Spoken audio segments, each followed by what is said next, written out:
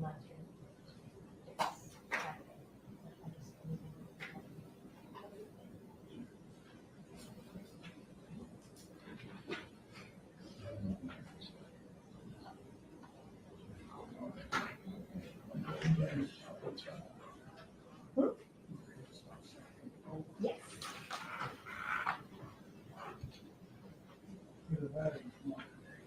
Yeah.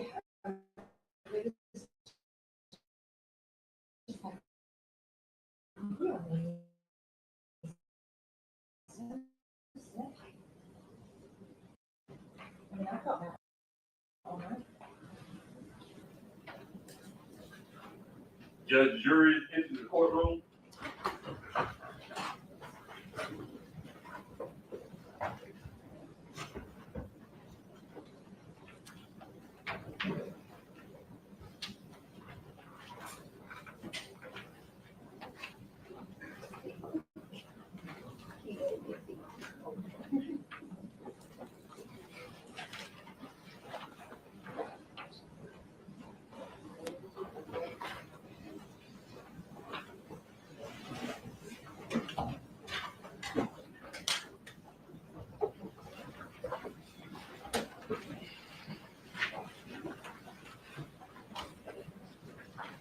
Good morning. Good morning. Y'all ready for lunch? We're gonna get started.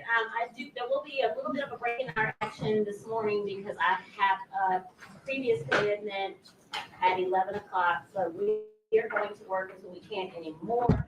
It's my understanding that some of you are interested in the weekend football.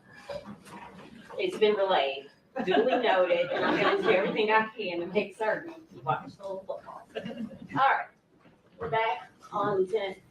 Yes, ma'am. Thank you, Judge. All right, Lieutenant, just a few questions here to kind of set us back up. We finished with clip 3 yesterday, correct? Correct. We're getting ready to do clip 4. There is a transcript for clip 4, the longer one that everyone has. Then there's also a shorter transcript, correct? That's below it. That would be clip 5. And we'll go right into that one. This clip 4 starts off after you guys got back from the river, is that correct? Yes.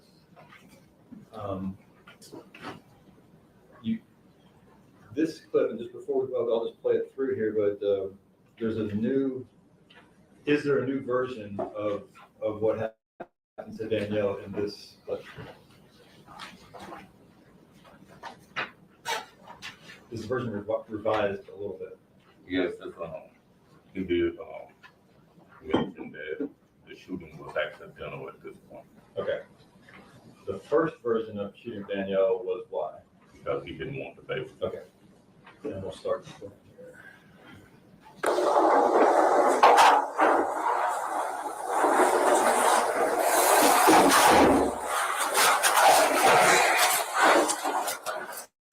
Is this the sole certain plan? Is this the sole certain? You ready to talk to us?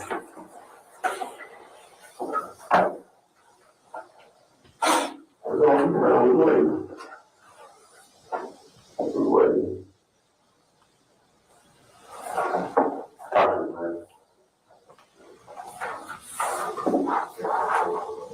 Okay, you got we go down.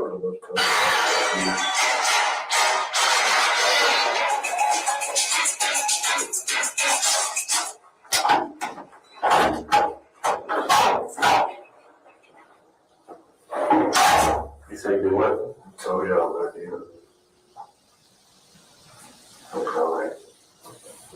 The one of the plan is just something that has been heat on both. Just well, it's crying. And I sent them behind me. I told them I want to do it like that. Me and I was talking. Something happened again. Just let me show you.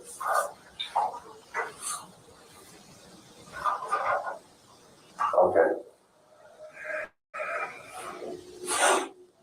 You never mind to do it.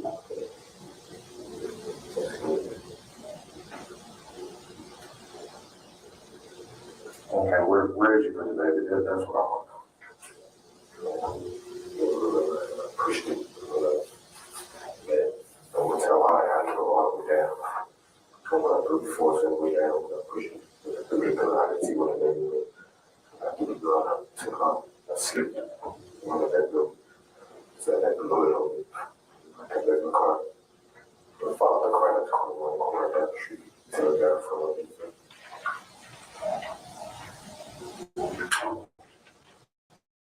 So you pushed the baby, you slid the baby. How close was you to the wall when you pushed it? You want to look at how close you was to the wall? I was going to say close to shoot me because I was trying to leave you. I was trying to do what I was planning on doing. Okay, when you pushed her, what was the car seat at? She was dead. Okay, she was inside the car seat, strapped in, she was sleeping around. Okay, When he says she's inside the car seat, you know what? That she wasn't in the car seat. did you set the car seat down and push it? How did you push it, with your hands or with your feet? Push it like that? Okay, and it slid.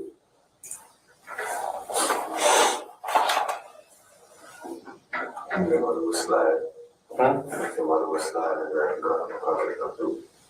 And took off.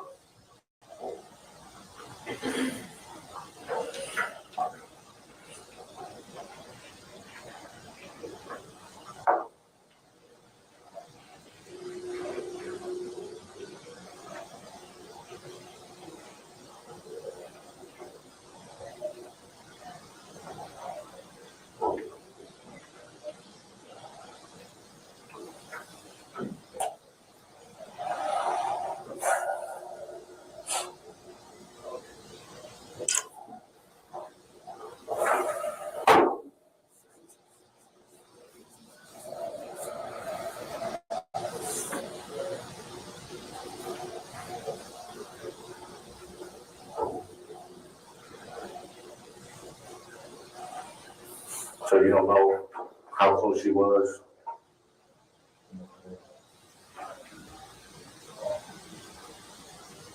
Right.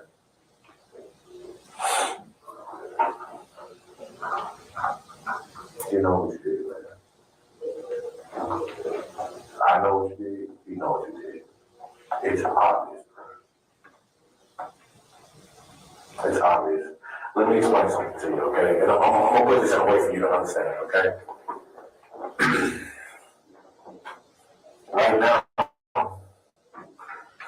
your future depends on how people are gonna see you from here on out, right? I don't see you, you know. That's not true. And I'm explaining to you, okay? Everybody know, other family don't want to keep it. Let me explain something to you. Listen to me, Brandon, okay? Let me explain this to you, okay? Have you gone out drinking, like to the club, stuff like that before? Have you been out before? I think it's, I don't drink this stuff, so Okay, but you've been out. You've been around people like in the crowd and stuff, right? Okay. Let me explain to you this, okay? And this is how this works when it comes to people seeing you, okay? You see this ball right there, right? Now, let's say that you're holding this ball, and you got your favorite drink in there, right? You stand in the crowd. Now, somebody bumps into you and knocks their drink down, right? Now, there's one or two things that can happen. The guy that knocks their drink down, he can say, damn, my bad, man, I was having a bad day, I was having a bad moment, I'm sorry I knocked this drink out of your hand. I know it's your favorite drink, I fucked up, my bad, right? Or, that same guy can bump into you and say, man, I really can give two fucks about your fucking drink and I don't fucking care.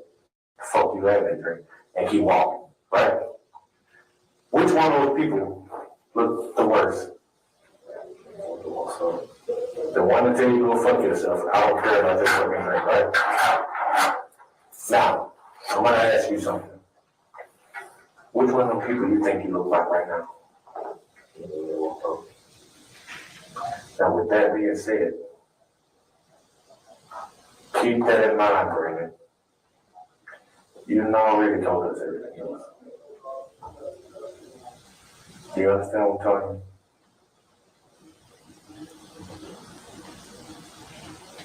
Just tell us the truth about the baby. Just tell us what you did. You threw it in the room? Okay, did you watch her go into the water? Brandon. Things are slightly hard to push. Brandon, let me tell you something, okay?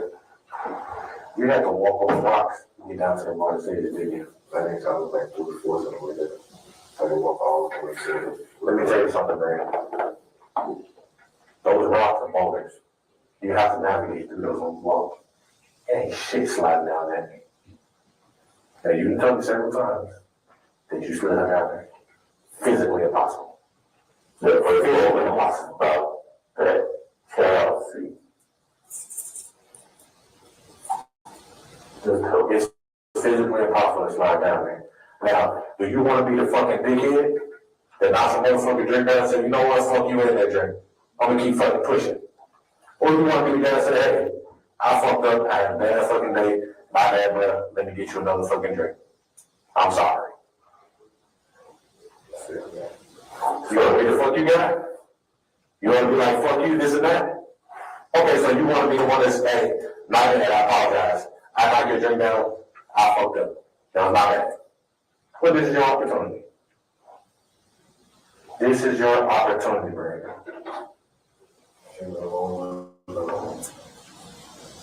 Did you put her in the water, Brandon? How did she get into the water? She was along the river line. She was by the water. She wasn't. But you slid it right on the water. Let me reenact. Did you navigate the rock? I walked over the rock. I walked the river line. Okay, so you got her close enough to the water, right? That you got her close enough that if you push, there's a little push she was gonna go in. Is that what you're saying? So you pushed her in the water. She was placed along the river line. She was pushing Brandon. And she wasn't touching the water until you did what? Brandon, there's sand right there. You ain't sliding shit right there. Listen to what I'm telling you. I got inside. So you put her in the water. I walked over clear right there on the river line. Then I threw it down. And I walked with the Bullshit, Brandon. I didn't place her in the water. Brandon. That didn't happen. The river ain't rose that much in a couple hours. Yeah. Anyway, now, I'm gonna tell you right now, what you telling me right now, you telling me that you did it, but you're being a big hole about it. You understand what I'm saying? It's all out. You already told us that you did it. Don't be a fucking asshole about it. What did you do? Placed her down in my water. Did you place her in the water, Brandon? Did you place her in the water? Brandon, did you place her in the water? I think Brandon, I'm being Brandon, it ain't that down there. You know one thing about that park? My father used to take us to that park, and we used to run our dog down there. over the glasses, so I do too. I have all my life. I got contact lenses right now. I swear to God. I will give you. You started off with a lie, right? You started off lying. So you don't want to just look like a complete liar. So you want to make us feel like part of what you told us is the truth. But none of what you told us is the truth. You have started telling the truth. Complete the circle, right? Complete. 99% of the truth is still what? No, 99% of the truth? Right, so 1% is a lie. The truth is the truth, and there's got to be 100%. If you leave out one portion, you're lying. How did she get in the water? I placed it down there. How did she get in the water? I placed it down there. How did she get in? Who placed it in the water, Brandon? You put it in the water. Okay. Did you put it in the water or did you toss it into the water? You tossed it into the water. Did she float away or did she sink? So let me ask you a question. Did she come out of that seat? So you threw her in the water. Huh? Yes, sir. You threw her in the water. you don't know where she or the seat went, do you? How far to the water did you go? It didn't go as far as it go. But how old is you? Did you clarify that for us? You said how far did she go in the water, the question was? Or how far in the water did you throw her, was the question? He said it wasn't far. It didn't go as far as the gun. Okay. Was she still in her car seat when she hit the water? She came out, right? Okay. Did you hear the water splash, Brandon? When you threw that back? Brandon, you threw that in the water. I didn't hear anything. I heard you threw that in the water. How do you know you threw her in the water? I don't know if I actually threw her in the water. I'm going to tell you this right now. I'm telling the only motherfucker that's not going to be an asshole to you. I'm just going to be fucking real with you. And you treat me like a fucking asshole. Don't do that, bro. Did you hear that lady in the water? But you threw her out in the water.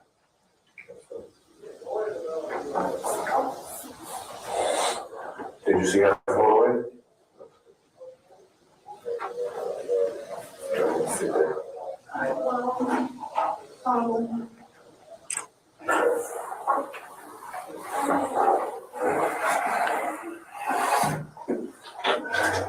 Hang on for me, okay?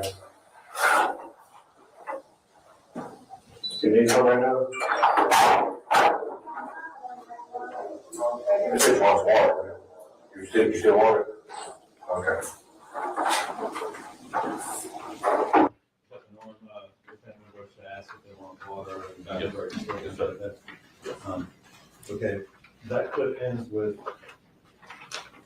he says, or does he say that he accidentally shoots them, or changes to accidentally shoot them? They say he accidentally shot her. But he heard something. And then with respect to Baby Kennedy, he says, what? He said he threw her in the car seat in the water. She came out of the car seat. Okay, we're gonna start, clip 5 here.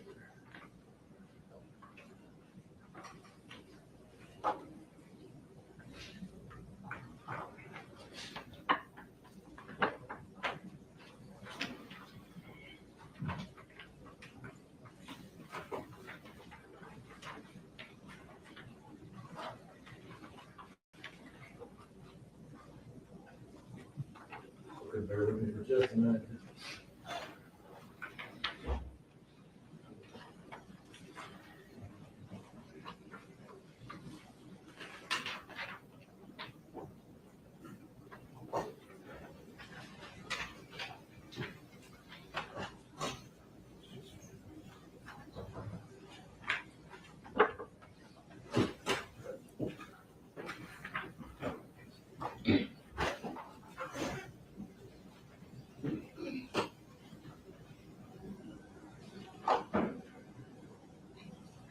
The next one is a pretty short one, is that correct?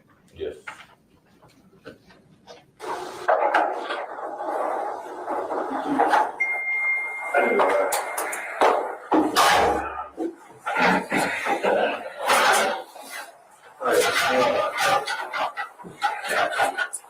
All right, look, when you pulled over there with Danielle, after you left her, after you shot her, did you change clothes? Okay. Where'd you change clothes at? Well, I'm gonna take my jacket off and change Where's your jacket, no shoes at? the shoes. I think I'm gonna try to take it off. To the jacket at home? Where's home? Which place? In Cordova? What address? Where'd you put the jacket? I never put the one in the bottom. What's it look like? Black and gray? Half black, half gray. Okay, and that's what you had on when you shot her? Huh? Did it in your home?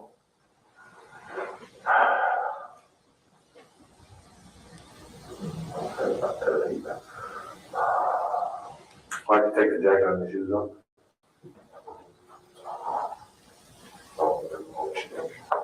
So you just want change? What kind of shoes did you have on? It'll be the same. Okay. And you put them where? To be clear, he says, what about the, Is this before or after? That's at your house.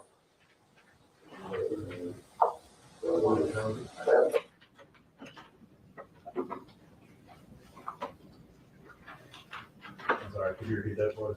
He said he changed his jacket and his Adidas slide. And where did he put the slides? Slide was in the trunk of his car. That's when you would retain. Cause I don't have the time on that one, but the time, so this white shirt, if you had it on under that shirt, Yeah, what it is, definitely. you left in that. So you changed everything. I just think jacket, I can change shoe. I Took can the do jacket that. off. So that white shirt you had on under the jacket, when Yeah, they you were, can see that going. okay, so, but you had the jacket zipped on all the way up. Right. So,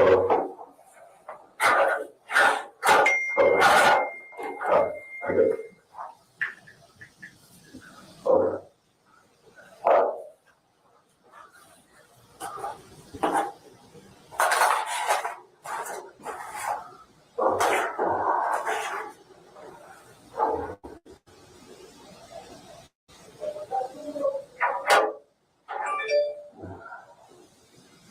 So the jacket hanging up in your closet. Did you tell anybody what you did?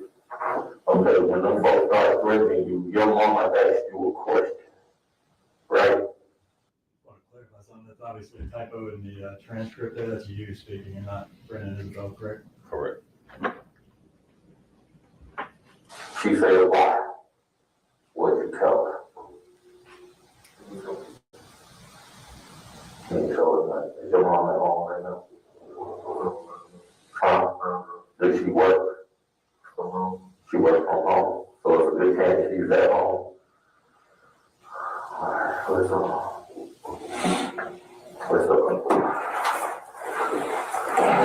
You sure you're right on that? Okay.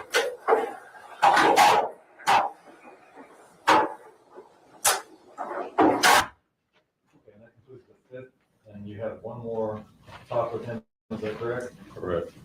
Instead, if we could distribute the last transcript. Ladies and gentlemen of the jury, if you will take your documents and pass them down, we will give you a brand new set for the sixth and final flip, I believe.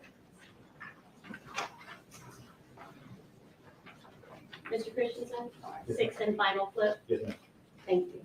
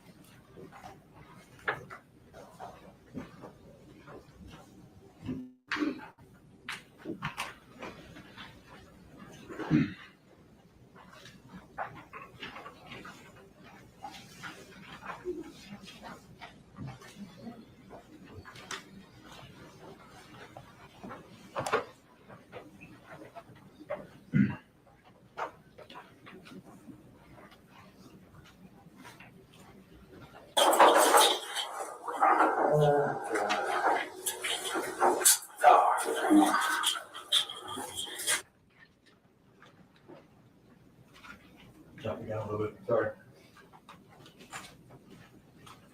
Everybody ready? What are we looking at here? What we've done is taken his clothes and put them in a Tyvek suit. Okay. And that is that Sergeant Carlisle? Yes. Yeah. Crime scene. I believe what crime scene. And that's you standing in the doorway. Yeah, and that's, Sergeant Amos also in the room. And this begins the last competition you have, correct? Correct. Okay.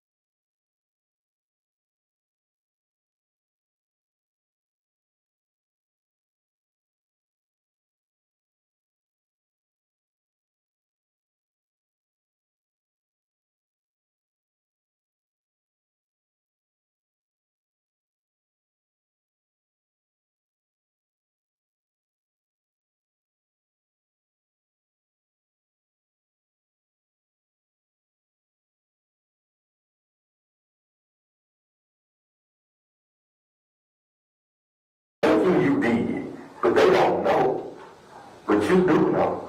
So why don't you even give them your mama address? Greg, this shit that you learn about now at this point, this shit's stupid, bro. Nothing here, man. I was trying to go over there to her house. But then I asked, they opened the phone, so I called back. That ain't why you better a car. They could ask me where I was. I was still at her house. I didn't want to give her her address, so I gave her mine. It was mine. I had to wait more than the other when I got there, when I was calling her when she called.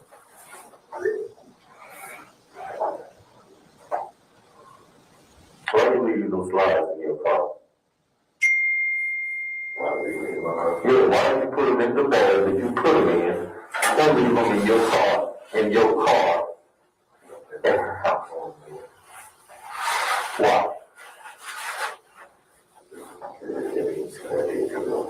What does it say there about, the slide in the bag? To give it evidence. So why are you gonna get rid of the slides though? Tell me why. Look like they had blood on. Who blood? Oh, which one? Look like they had blood on the left. How did blood get on there? When you took her out of the car. When you took her out of the car, did you pull some of her extensions out? Yeah, you did. They was on the line.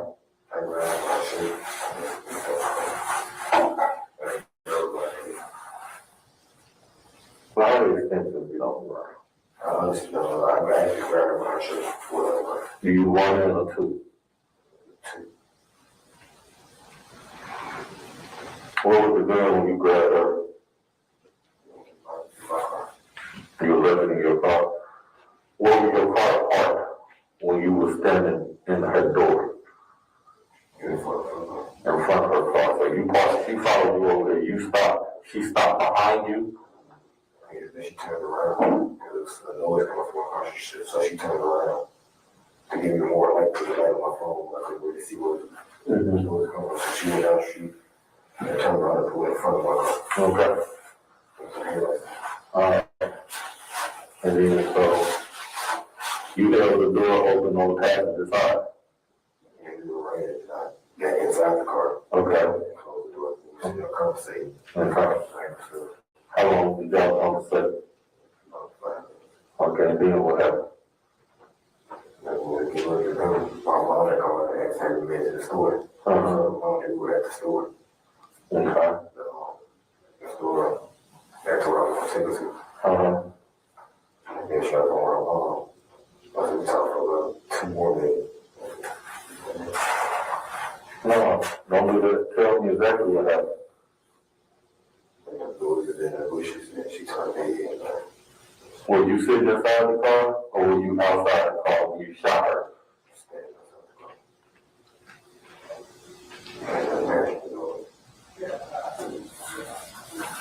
Did you distract her? You said something behind her? No, I said, is there something behind me? She said, I don't want to hear nothing, but you got the gun anyway. She told that he looked out her window. And that's when you started shooting. How many times? I don't know what the hell. Give me a roundabout. Clarify something. He said before he accidentally shot her, what did he say? He That he asked her if there was something behind him. behind him. Right. Okay. 4. 4, 4, 5. When you pulled out that car, did you shoot her again once you pulled it out? Did you pull her out of the car? Did you shoot her again once you pulled it out? You sure? I just pulled her out of the car and I cut the car off. Because look, I really wasn't voicing you. That area really is monitored. Okay, so there's a bunch of glass right here, right? Her car is right here. How far we down there? That's just a quick question, sorry to keep interrupting, but you've reviewed these questions, they indicate that you've reviewed a little bit of the crime scene that says within Levi? Yes.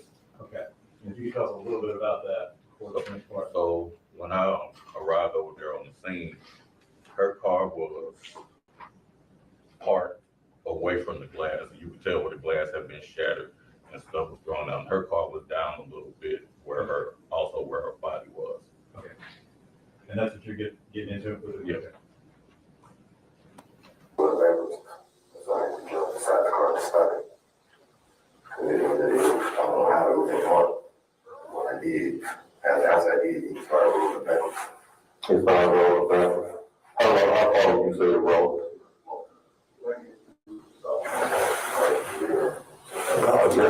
feet, 5 feet, 10 feet, 15, 20, 30, 40, 50, 60, 50, 60, 50, 60 feet. how long was it rolling? About 5 feet. Just slow roll, no foot on the gas. So it was just like it was in reverse, but no gas was being given, something like that. And you threw it in park. It was already in park, you were just rolling back on my house. It was rolling. She got a stick. No, she, Did you ever think like manual? Where you got shift gears to drive it? It's not out there. so after you jumped in and stopped the car, then what you do? I got the baby, put the baby in my car, pour her out, put the car on. And then after you left, where'd you go? Oh, And then what? well, take my jacket off, shoot. Well, take the jacket off, change. And what'd you do with the jacket? Where is it? My closet, Is it hanging up or is it on the floor? And then what'd you do? And what'd you do? let me down there and do it again. And that's when the door, the Walmart. You said that's when you went to Walgreens. And then you went where after you went to Walgreens? Walmart. You couldn't find a better way. Why? So this is the best plan you could come up with. This was the best plan you could come up with. So this is the plan you wanted to come up with. Well, why you come up with this one then? There's literally 100 things you could have did. Other than this. Other than this. How permanent is this? This is permanent. Have we found that baby yet?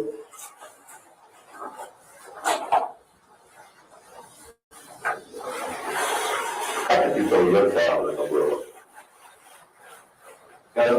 Your other kid, you got a boy, right? How old is he? He's 5. He love you? You enjoy hugging him? Let me tell you something, man. I'm not gonna be angry with you about that. I'm just gonna tell you straight up. You don't have any daughters, do you? Anymore. Having a daughter, you'll never experience love like that, bro. Never. I got daughters. You'll never experience that type of love. It's time for you to just be fucking honest about everything. You need to lay it all out, man. If you move in the car seat, if you did this, you did that, whatever it is that you did that you know that you're lying us about.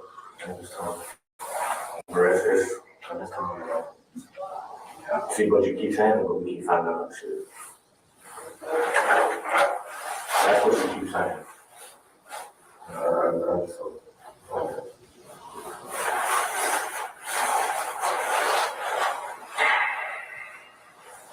Somewhere.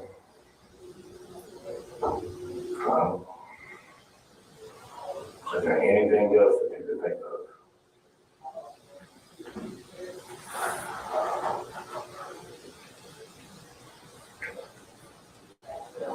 How did they have you out there? It failed when I was scared. How did it fall? It flew out of here. It was hanging halfway off when I was scared. I guess it all went down here and it flew off.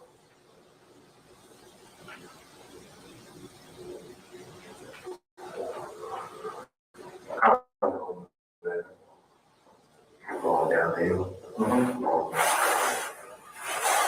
So how I had cause I got kids, so you're right about it.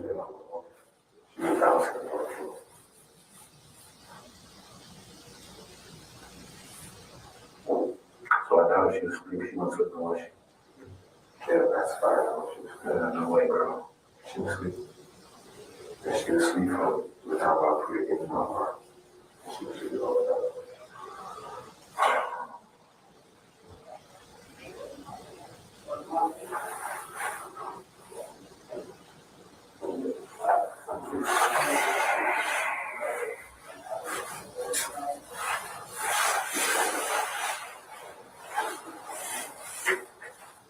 right now? You need anything right now?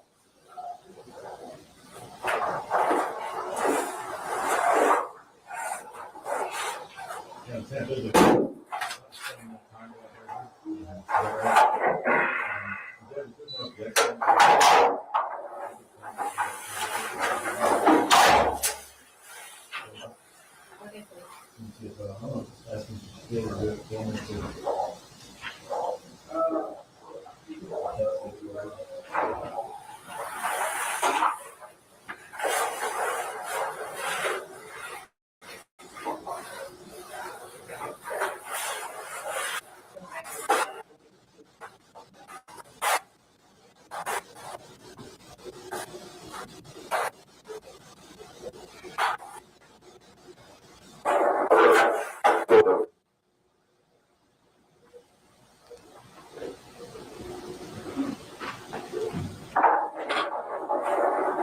Look, he said this is going to go on until we find this child. Did you go to child in the room? Do the child in the room. Stop. I know you want to have a baby like this. When I was walking down here, You have to have everybody ready. when I touched her, I carried her down there and on. Don't act like you was comforting that baby that you're about to throw in the river. But at that point, you don't give a fuck about that child. You carry that baby down there by her leg and be your way. I carried her down there and on. Okay? You carry that on, now demonstrate how you put her in the river, how you toss her in the river. Good, stand up. If you want, you got to take your own video. Okay? She all had my walk, it wasn't my fight. Okay. So I got down there, and that's her right behind me. And so you kind of side forward. So I did. And that's when I had that long. My head fell off, and I was dropping down the hills. Basically. So you want to like this. Her head is pressed against your arm. How do you call? It was already coming up when I was getting out of the car. You don't let me go off there. Because you don't eventually get to 100% of the truth. You don't eventually tell me 100% of the truth. You don't let me go off there for long. And the head was coming off as I was getting out the car. It was already falling off. I never stopped and put it in. There was no need to, but he's going to go in the water anyway. Right? When you do her like this or like this.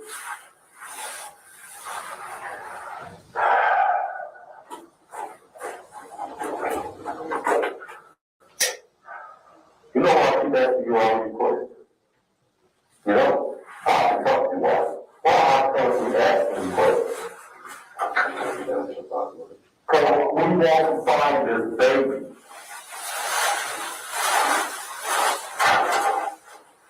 We already got to the bottom of it. Before I ever met you, I knew why you did.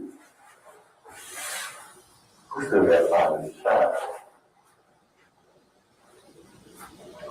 You threw the child in the water. You didn't drop off in an apartment complex. Because you didn't want the baby to survive and somebody pressed her back to you. You said what? What's the reason?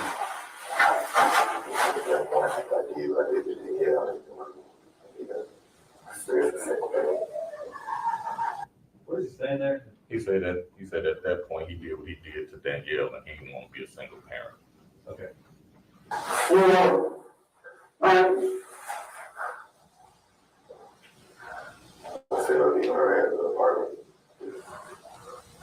what do you mean? You still adopt it all the time? You want to be no single parent?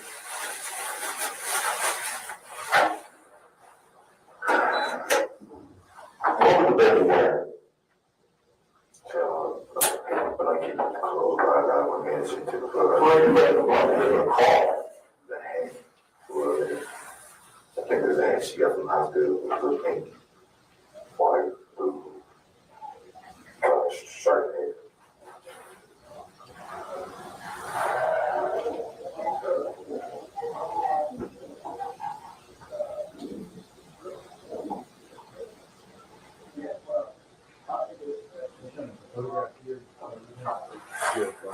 Somebody, Sorry, they- she had it all. She left the hospital.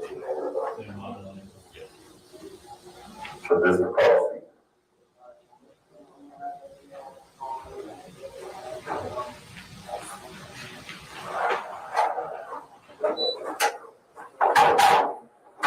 One more question before, pass the witness judge. This concludes the interview, correct? Correct, And this is about the 7 hour, 52-minute mark, correct? correct. For the whole time. But he sits in there for another 2 hours and 40 minutes before he's booked or whatever. Before it's transported to 201, yes. What do you, why does that take so long? What do you guys have to do? So we gotta write up the paperwork, gotta write up the arrest ticket and charging documents, and then we have to call for a car. Once we call for a car, they're only gonna send it once they have one in service, so sometimes it takes a while. But during that 2 hours and 40 minutes, there's no more interview, correct? Correct. Thank you, sir. No further questions, Judge. This is a good breaking point for us. Take one, pass it down. I will be with you shortly.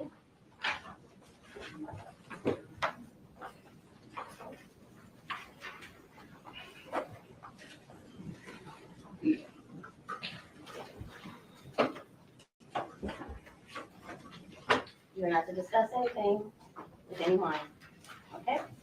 Jules, excuse, leave your notebooks in the chair. Watch your step.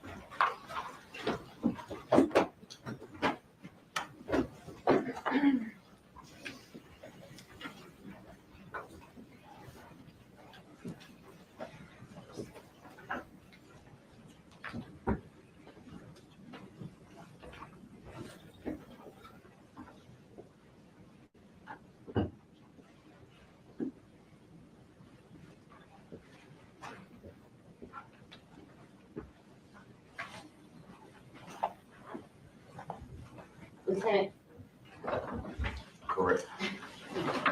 you're under oath. Don't talk to anyone about your testimony, and I'll see you shortly for cross-examination. Yes. When you asked for the break earlier, is this the break you need, or did you need a break after you cross him? No, we need the break before we cross. Okay, you got it. Thank you. What's that with us?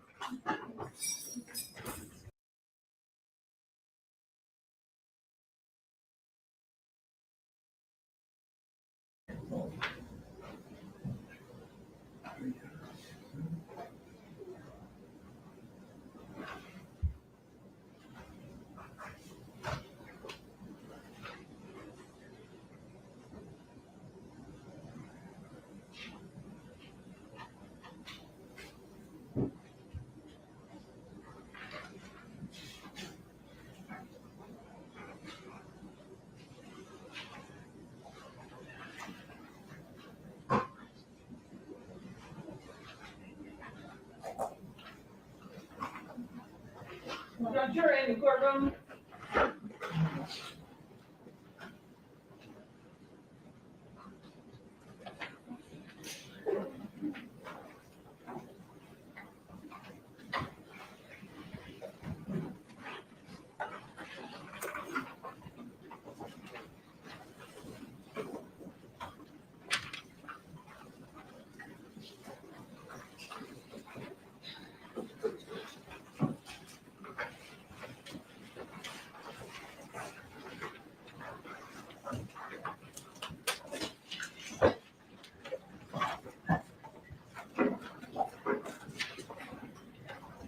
Thank you. You may be seated. And we are beginning the cross-examination of Lieutenant Winbush. Go ahead, please. Good morning. Good morning.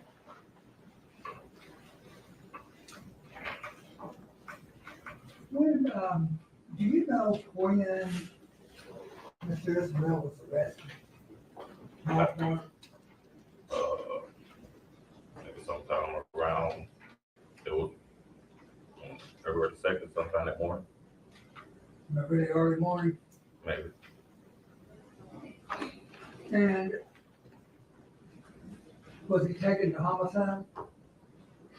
To my knowledge, should have been taken to homicide. Were you at his house when he was arrested? No. That you came in to homicide though to talk with him? Yes, What time did you get to homicide? oh, that morning, The wee hours of the morning or? it was closer to maybe around 7 sometime that morning, something around there. And while you were arriving, was he in that room in homicide waiting on Should have been. you? And I noticed his hands were cuffed, right? Correct. And there was a bench in that room, I would say, it was across the table from you and Officer Boyd, that he was on. Yes. The bench is about, didn't look to be very wide. It had decent width, Just Wow. made for comfort, is wide enough for him to lay on. it? And I noticed that his legs seemed to be shackled to the wall, No, shot to the bench. shackled to the bench.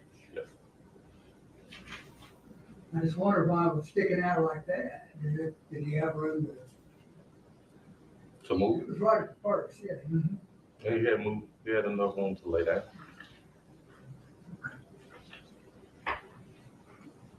And when you came in to talk with him, was, you were gonna ask him questions, Correct. interrogate him, Interview, interview him. Okay, that's a nicer word there. yes, but that's what I do. Okay. And you want a person that you are interviewing to believe you. Do I want them to believe me? You want them to believe you're being straight with them. Don't matter if they believe me or not, because they know. That's, well, where, do you get any training in how to interview people? I have not.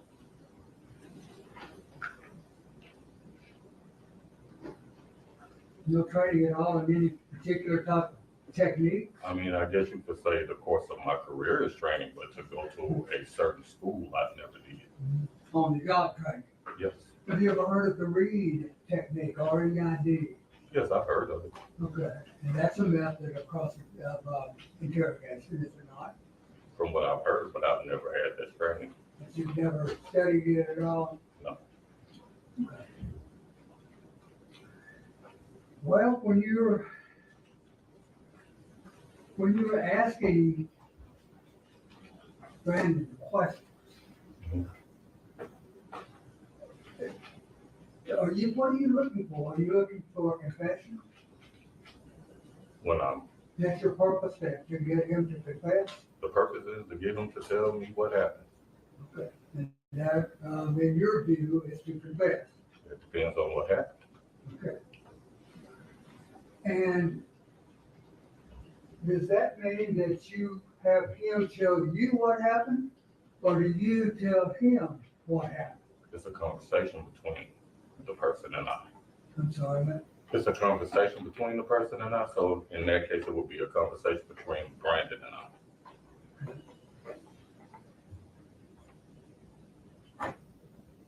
And that conversation, are you looking for Fact, truth? obviously looking for the truth. Well, did you already know the truth? Some of it, When you started, we'll go back to the first. When you started, did you already know the truth? no,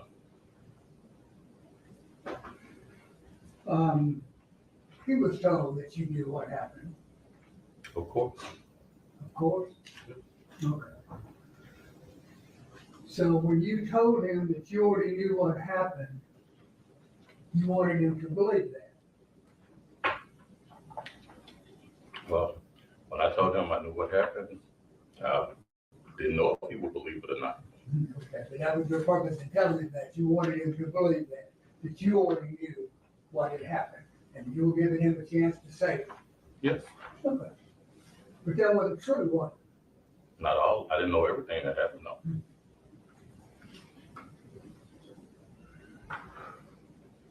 it? And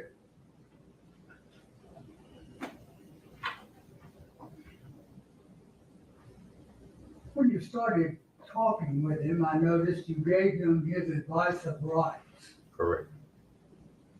Was he being cooperative? Yes, And you read his advice of rights, or had him read? yes. And what did his advice of rights basically say? That, he could talk to us if he wants to, and if he don't, he doesn't have to. But he didn't have to waive his rights to talk with you. If I was gonna ask accusatory questions, yes, he had to raise his wife. But I mean, he had the choice. He could say, no. Yeah, if he had a choice. But he didn't do that. He did He not. talked with He did. you. And when you wanted to search his phone, you would have had to get a warrant to search that phone with you. Correct. But he told you, that I can say it, go ahead and search my phone. Correct.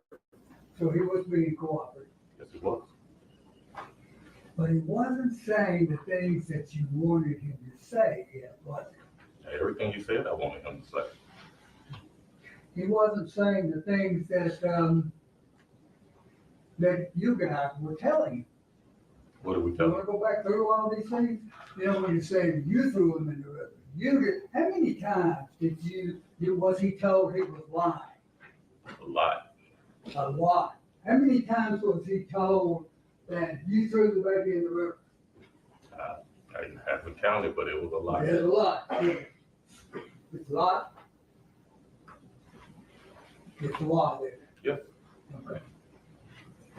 Well, let me rephrase that, because we asked him, did he toss the baby in the river? And once he said he did, then we stated that he did. But initially, we asked him, did he throw the baby in the river? Boyd was in there with you, wasn't he? Some of the time, yes. Most of the time. Most of the time. He was coughing a lot. Was he sick? I don't know. It was during COVID, wasn't it? Yes.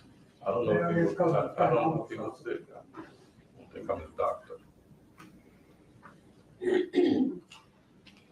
And the last part of the advice of rights was that no promises or threats, no pressure or coercion Correct. was what? Was put on him to sign this waiver of rights? Correct. Well, why is that important? Because he has to do it of his own free will. Has to do it of his own free will. And if he's doing it of his own free will, what, is it more reliable? No, it just means we didn't force him to do it. Okay. We didn't force him to. Why is that important? Because if I force him to do it, then that's not within the law. I can't force him to do anything. You're forcing somebody to do something that wouldn't be within the law. Correct. And it wouldn't produce reliable results. Results still might be reliable. Well,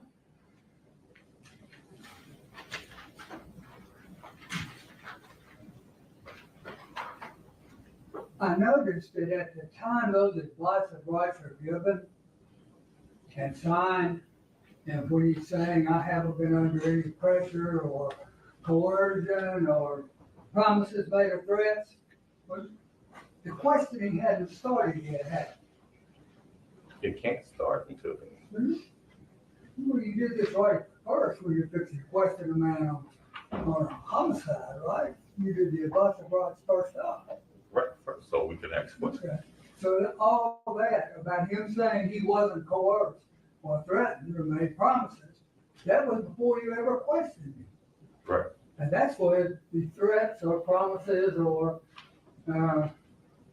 coercion, that's where the real danger is, that Not necessarily. in the statement itself.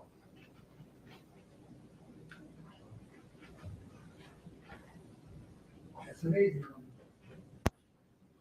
I'm not sure I understand the question, but Judge, maybe clarify. Is there an objection? The danger of the coercion. Objection, I don't think the witness understood the question. Public opinion, thank you. The danger of coercion coming into play and producing a statement that isn't reliable, that comes during questioning, doesn't it? It could. And what this advice of rights is for is to prepare him for the questioning, right? Yes. And to protect you. Yes. Well, why is it important that threats aren't used? Say it again. Why is it important that threats are not used?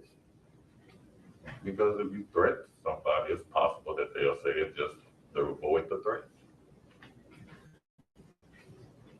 Pretty much like when it started, I noted that he was told he would be dodging dicks for the next 50 years. How was, if he didn't talk to you, he didn't tell you what you wanted to hear? No, it wasn't said like that. No, it was, that statement was said, it wasn't said by me. But that statement was said. You were saying your presence. We watched it, yeah, right? Right. Jury saw it, right? Yeah, I said it was said. It just wasn't said by me. Was that pressure? It could be.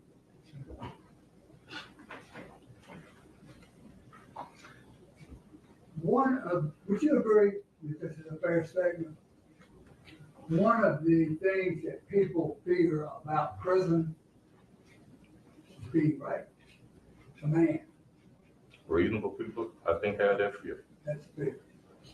And that's what he was told, was gonna be dodging dicks. That's what was meant by that statement, was it not? He said he could be.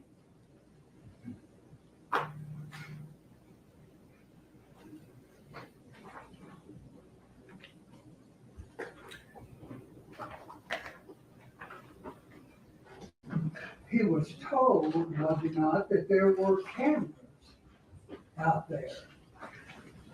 There were some cameras, weren't Yeah, cameras all over the city. there? And the purpose of telling about those cameras was to make him believe he had been seen on camera. Yes. But there wasn't any cameras where you went to look for the baby, was it? There were cameras there. I'm not sure if they were working. Yeah, I believe we said earlier they weren't working. And so you wouldn't have seen him take the baby down to the river, would you? No. Because there wasn't a camera that was working there. No, didn't see him take the baby down to the river. But he was told that there was a camera, He was. and that wasn't true. No, that was not true.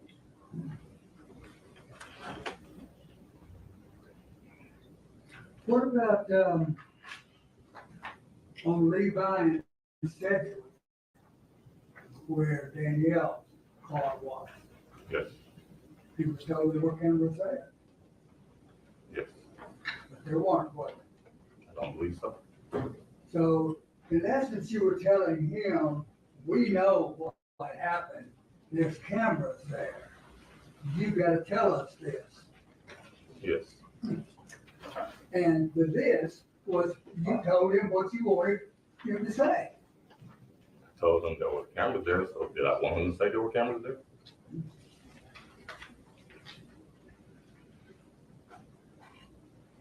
Was there any, and look, I'm gonna concede something right here. Yours was much better than Boyd's, okay? You weren't as bad as him, That's the question. but Yeah. Boyd was worse than you were in the question. So when an objection is made, it is customary for you to wait for me to rule on said objection Thank you. after you've responded. You're right. So there's an objection, This sounds like testimony and not a question, Judge. and your response is, I'm rewarding it. thank you and sustain.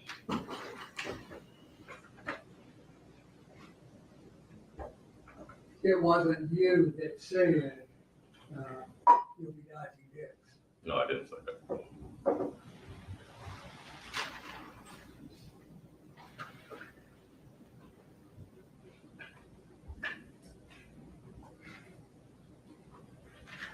Was Mr. Isabelle told that people would be looking at him like he was an effing monster? Yes. How did they tell that? How did that further your investigation? Asked him how he wanted to be viewed. If he wanted to be viewed like a monster or somebody with remorse.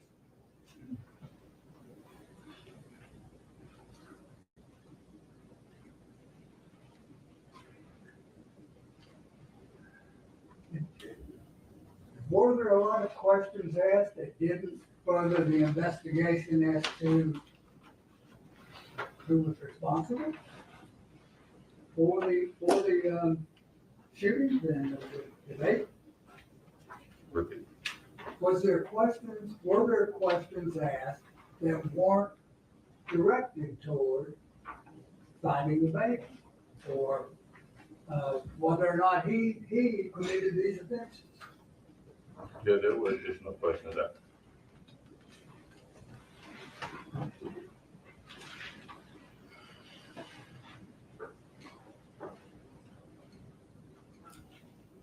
Would it be fair to say that at times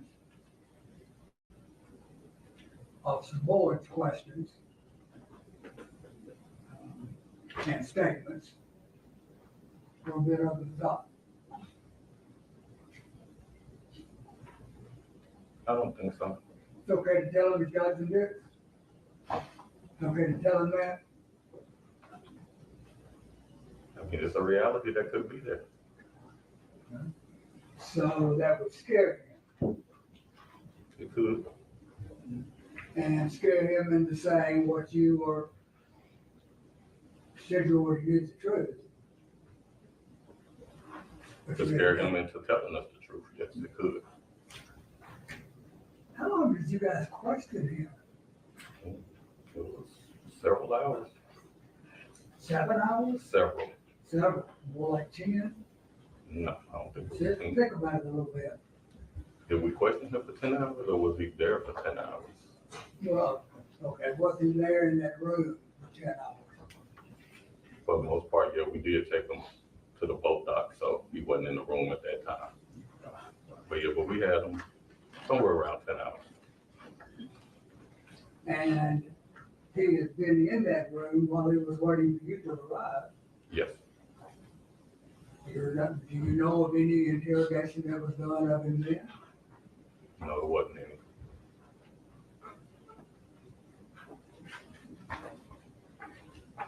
And that would have, when he arrived, would have been the early morning hours of February 2nd? Yeah. Yeah, sometime around that time. Yeah, February 2nd.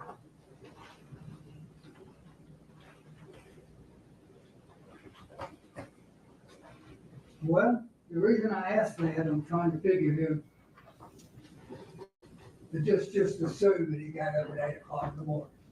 We can make it later if you want. Let's assume he got up at 8 o'clock. How many hours would he have been up when you were asking questions? A long time? A long time. Is a person able to be influenced more when they're tired like that? Influenced to tell your truth, Influence to tell the truth. the truth. The truth. Not my truth, the truth. Well, if that were so, I mean, I'm not trying to argue with you, but a little bit I am, because he told you something at the very start, and you didn't accept it. I didn't. So it was your truth you were wanting to hear, not what he was saying. I didn't want to hear what he said. I wanted to hear the truth. there's a difference, How did you know the truth when you were starting this interrogation?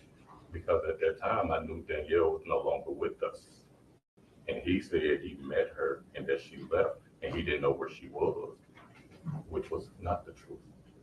You didn't know that at the time. I did know that at that time. You knew that he was responsible for it? No, I didn't know he was responsible for it. I knew he knew that she was no longer with us. Okay, all right. So you were trying to get him to say then that he was responsible for the person that was shot? I was trying to get him to tell me the truth, whether he was responsible or somebody else was responsible.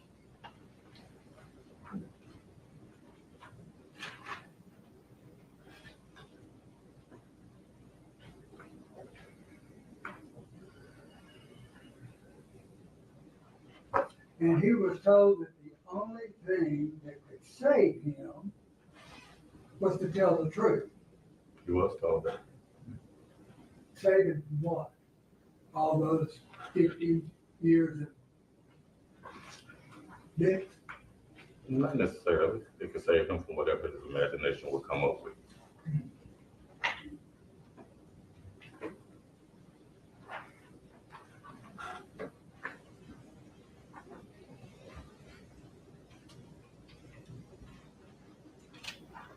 You weren't going to stop until you got him to say what you wanted to hear, or you. I was going to stop once we found the baby until it was realized we weren't going to find the baby.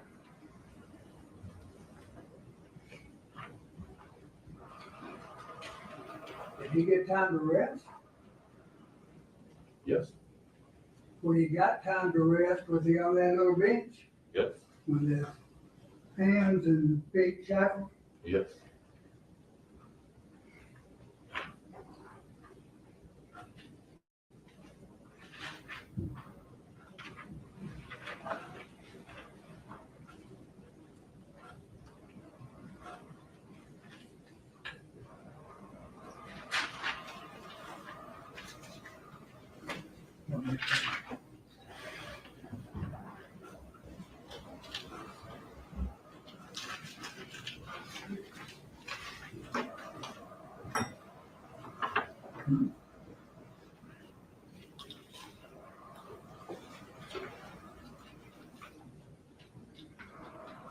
Is it true that he wouldn't stop, the yelling at him was not going to stop until he said what you wanted to hear? That's not true. What was it gonna stop?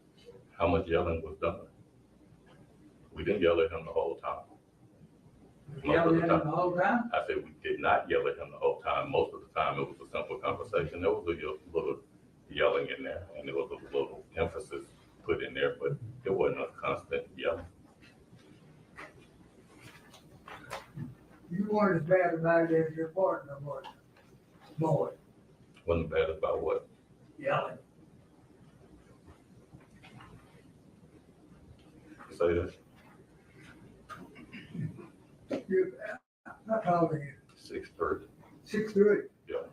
Well, they're big. And look, you're in pretty good shape, Decent, physical shape. decent. Would you consider that you may be an intimidating presence? Well, I don't know. What about boys? You're about the same size? Boy, is a little smaller. You're small. Small but loud. Loud, yes.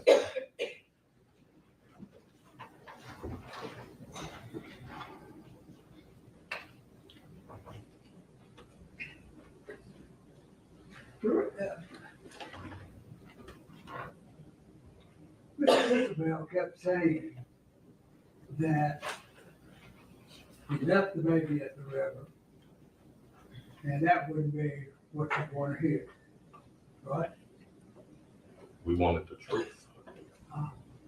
Because from the moment he told us he took the baby to the river, we had people at the river searching for the baby. And so you didn't accept that he had, I think it was at the gate, left the baby at the gate? Was that A little bit past the gate. a little bit past the gate? That was what he originally said. And was it you or boy that kept saying, did you put the baby in water? Initially, I think it's boy. I think so. I believe you're right.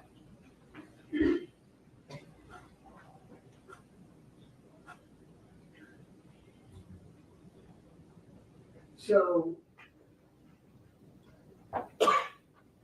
what you were wanting to hear was where the baby was, I guess. Yes, we wanted the truth about what he did with the baby.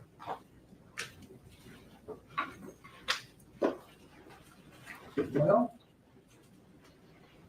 you eventually said, well, I took the baby down toward the river, right? Yes. And then, was it boy that started saying, you put the baby in the water? Well, I think that question came after he said he placed the baby near the water, and then we started trying to figure out, did it get placed in the water? As did you hear the splash? Yes, we did. How many times did he say, you know, you threw the baby in the river? I don't know. Much, right? But he fair? So that's not really a question, that's an accusation, isn't it? Correct. And so is that what your truth was, that you all were looking for, as opposed to what he said? Then what's he going to say? We were looking for the truth, not just what he said, because he said a lot of stuff that we know wasn't the truth. And how would you know the truth when you weren't there? But if you tell me that you did something and the person that you supposed to did it with at the time you say you did it is unalive, then I know that's not true.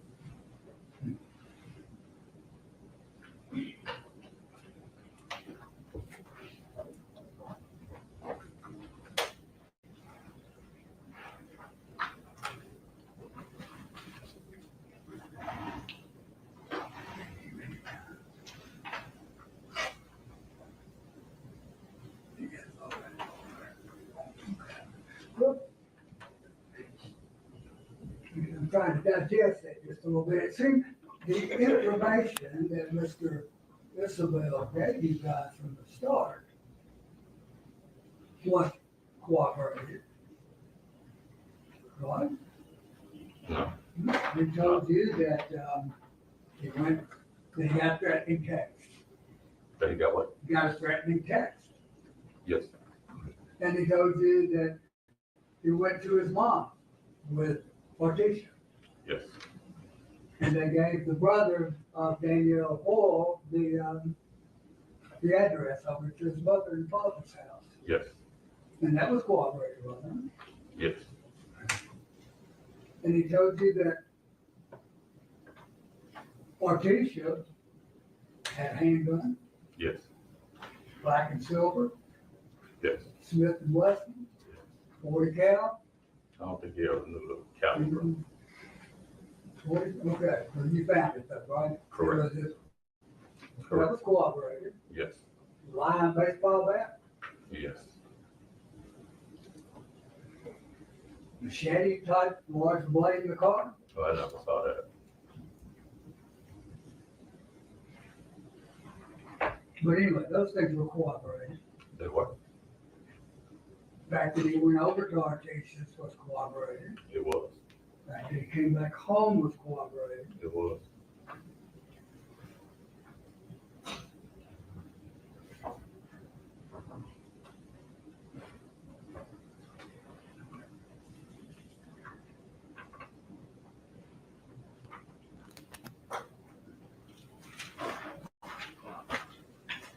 So by that time, you already knew the truth. Is that right? I knew part of it. I knew some truth. I always heard half truths were really dangerous things. Have you heard that? That's why we kept going for the whole truth.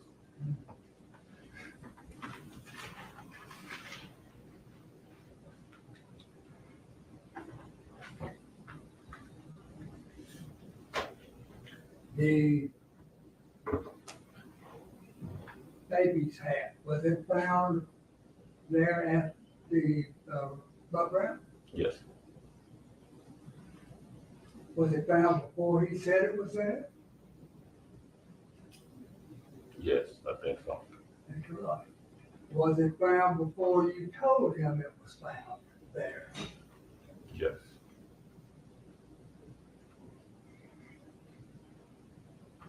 And after that is when he told you the baby's hat fell off at the boat ramp. yes, What you told him, it hadn't been found down there. And you knew it was his. You knew that, it was the baby's. I told him that first. That's when. That was going on pretty much before the first one. And I know that was a long, long time it's being questioned, so where in that chain First, of, when we asked him what the baby was wearing, we asked him about the hat. Is that what you're? I just want, trying to get some timelines down to find out what he told you, who told you that first. You know, if you told him, then he told you, or if he just told you, pursuant to your investigation, asking questions, seeking the truth. No threats, coercion.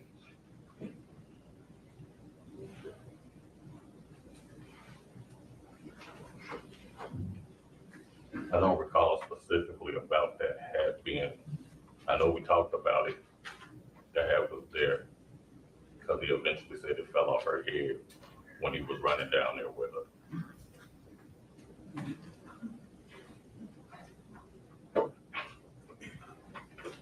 And the timeline he told you about, that was corroborated as well, wasn't No, it, by GPS?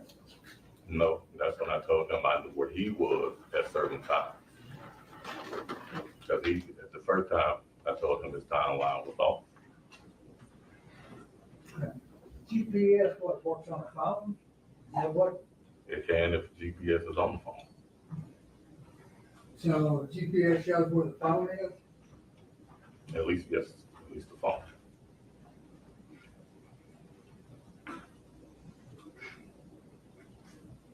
And, where he told you he was consistent with the GPS, was it not? Yes, some of them places.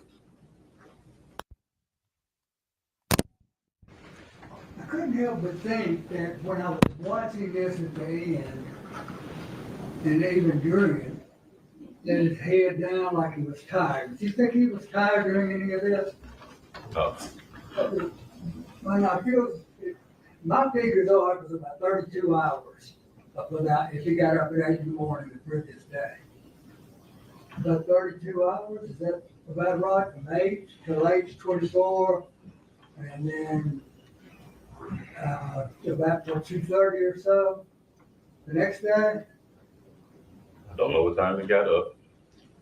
So he hadn't been, I mean, he didn't have a lot of rest, did I don't know. he? I don't know how much rest he had prior to coming in contact with me.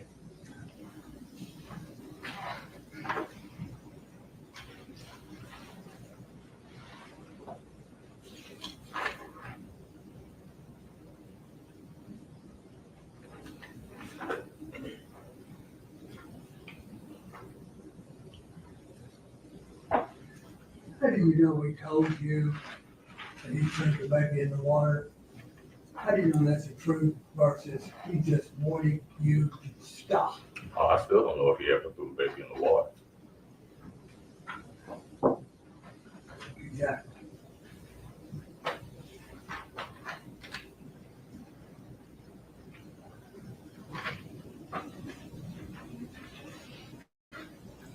By this time, you'd already decided what the truth was. You already knew what you knew. You knew half the truth. Half the truth about what? Half the truth about whatever he was saying. You knew that things he had told you had been cooperating. Some of it. A lot of it. There were some missing parts, though, weren't there? Yes, And those missing parts is where this interrogation was zoomed in on, wasn't it? Because we want to find the baby? Is that what you're referring to? No, I'm referring to the, Levi Sedgwick scene, I'm referring to the photograph. So Levi said, you saying there's missing parts from that? Levi said, you're saying that there's missing parts from that scene, is that what you're saying? I'm trying to get an understanding of your question. My question is Jordy knew that he was responsible for shooting her? Yes, after he admitted to shooting her. That was on into the interrogation where you were asking her, right? Yeah, it was on into it, yes. He'd already given you corroborating information, it was being cooperative before that. He was.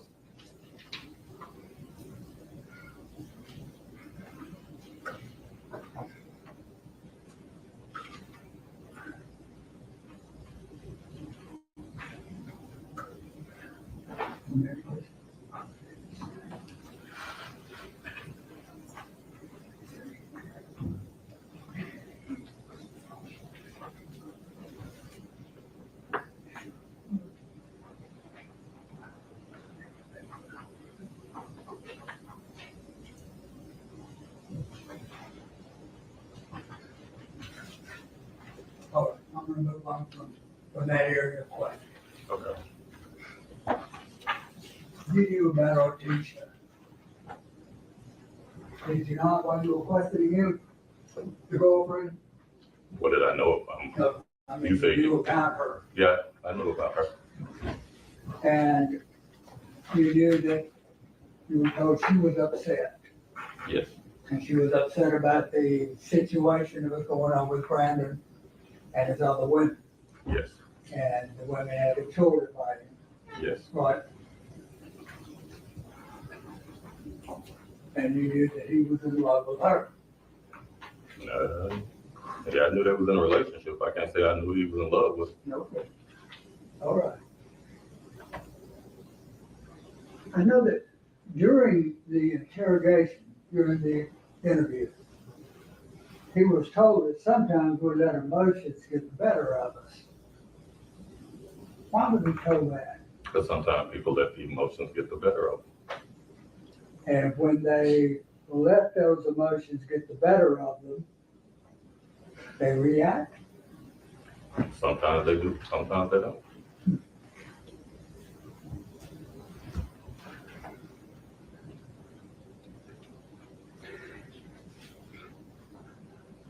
And Brendan said in an interview with you that he was trying to get his life situation to work. That's this drama that we were talking about earlier, right? Okay, And that he was in a divorce, yes, child custody, child support, yes. and females didn't want him. Yes, That was our teacher, right? yes.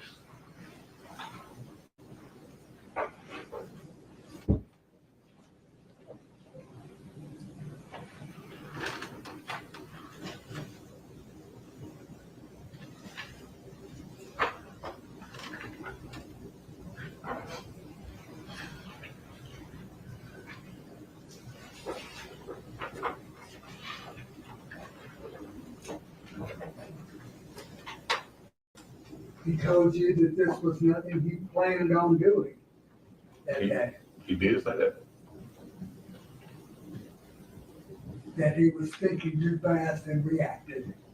He said that.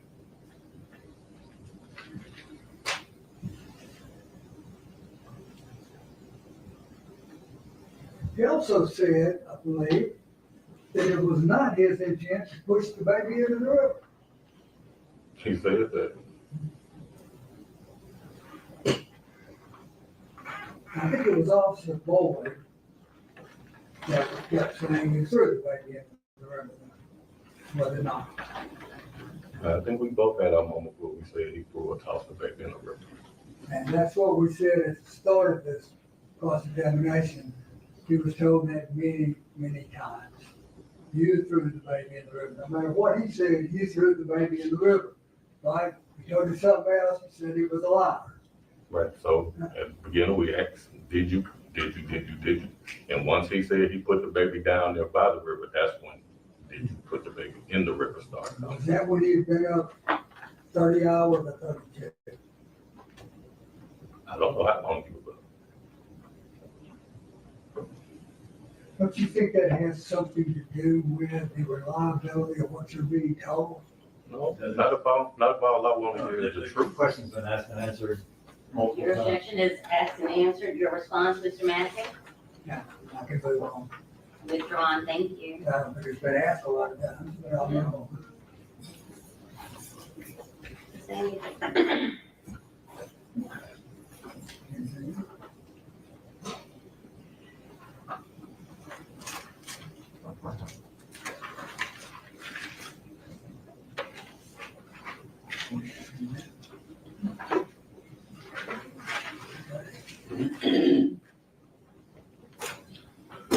Thank you, sir. Okay, questions? I just have a few. So what are you looking for when you have an interview with a defendant? So once we start gathering facts that we can put against what we're being told, we're looking for the truth. We're looking for the truth that happened. So just like at the moment we had Brett and Isabelle and they're talking to him, we're trying to get the truth. And we also felt like another person could have been involved, which is the reason we asked him repeatedly, who else did you tell? Did you do this by yourself? Who put you up to this? But we're trying to get the truth. And when he gives you a story that's off, a little ridiculous, what do you usually do with that? We keep going because we know that story is not true. And do you have facts? I already have facts that we could put against what he's saying. Without the facts, then we don't know. So you confront him with facts? Yes. And when we're talking about the baby Kennedy down by the river, what did you know about the river when you started talking to him? What did y'all found by the river? The baby's head. And so is that why you confronted him about the river? And No, actually, that's where he told us he took it prior to, we saw an image that looked like his car headed over that way, from, I think, a RTCC camera. And that's why we were asking him down by there. And once he showed on the tablet that I had where he said he placed the baby, that's why we went to there to look for the baby. And when you guys went down there, did you find the baby where he said he placed it? No, But you found what? I had that what the baby was wearing. So did you guys feel like it was a great leap of logic that he may have thrown the baby in the river? Yeah, once getting down there and seeing how the terrain was, as we were walking down there during the daytime, people were slipping, so we didn't think logically at night during that time somebody walking down there would be able to go. So we felt like he probably tossed it from around about where the hat was, or maybe a little bit, a step or two past. And do you look for things generally to corroborate? Because Ms. Matthews talking about corroboration, to corroborate what a suspect is telling you. Yes, And when he's telling you, I want to go to Levi Sedgwick, because what did you find at Levi Sedgwick? Danielle's car along with Danielle. And what had happened to Danielle? Danielle had been murdered. And what did you know about this defendant as it relates to Danielle that night? That he was the last person that she met with. We knew that they met at the MAPCO. We knew that they left the MAPCO and went to that location. Who was the first one to mention shooting Danielle? He was. Brett and Isabelle, let me rephrase. And do you remember what he told you about his gun?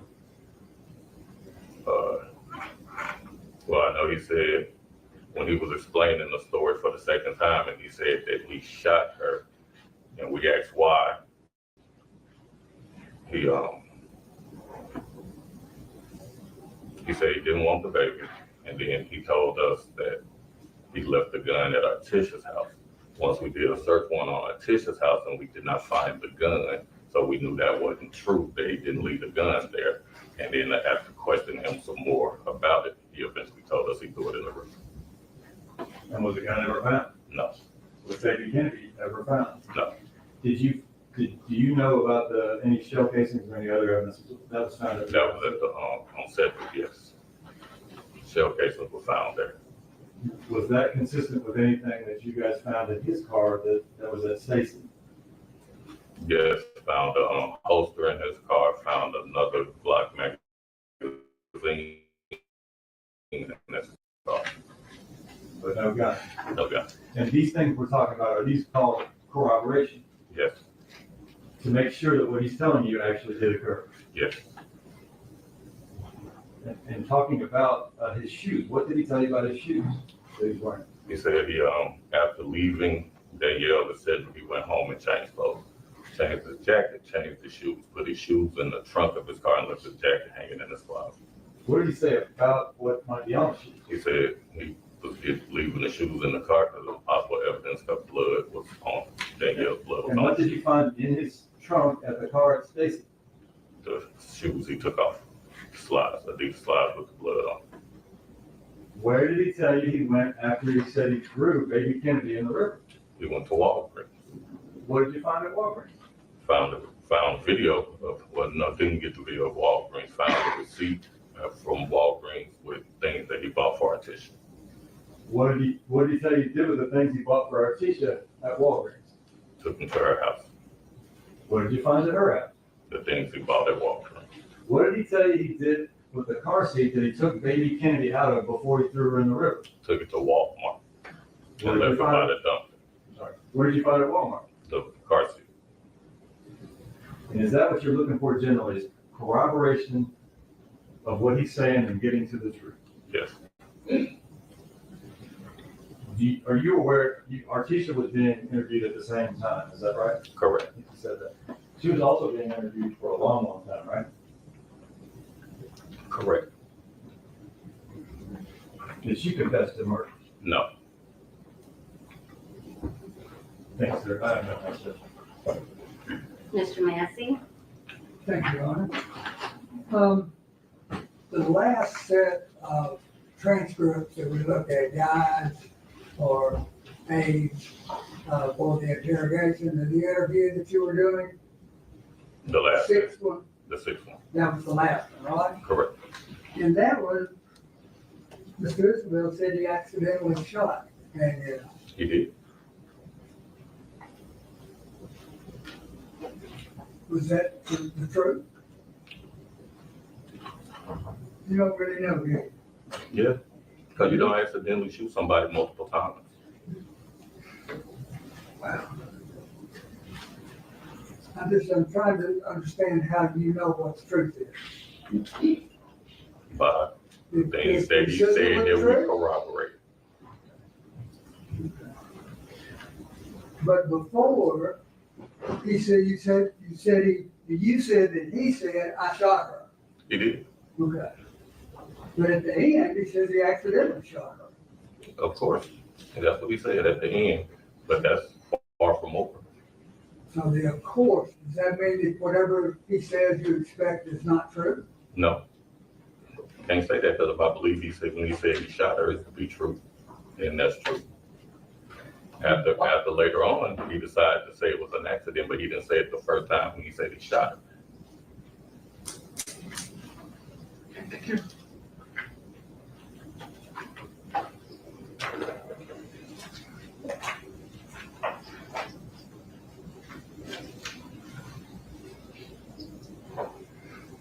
But the statement appears to be the only direct proof that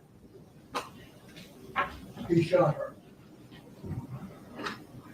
The statement of him saying he shot her? It's the statement, yeah. The rest of it's circumstantial. Direct statement is him saying I shot her. Yeah, he said he shot her. He'll be over here, he accidentally shot her at the end. Yeah, a few hours later, he said it was an accident.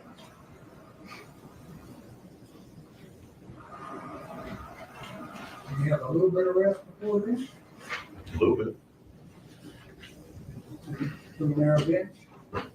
on the bench, yes.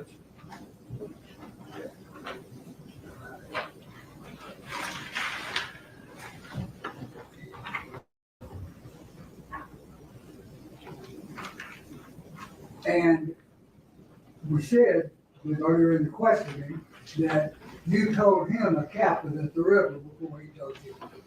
And you found out that the cap was found out there, right?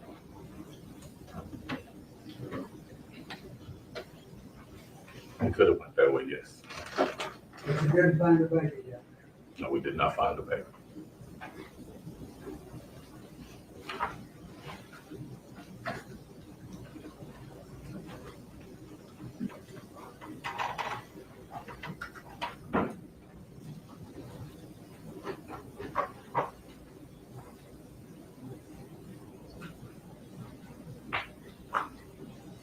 Other than at the end of 10 hours of questioning, 30-something hours of being up, him saying he threw the baby in the river. What proof do you have the baby was at the river? Well, the cap that we found at the river had the same print of the gloves from the baby that was in the baby seat that we found at Walmart. Well, do you know testing was done on the, I do not know. never let us know, would you think? The He let us- DNA, right? He let us know.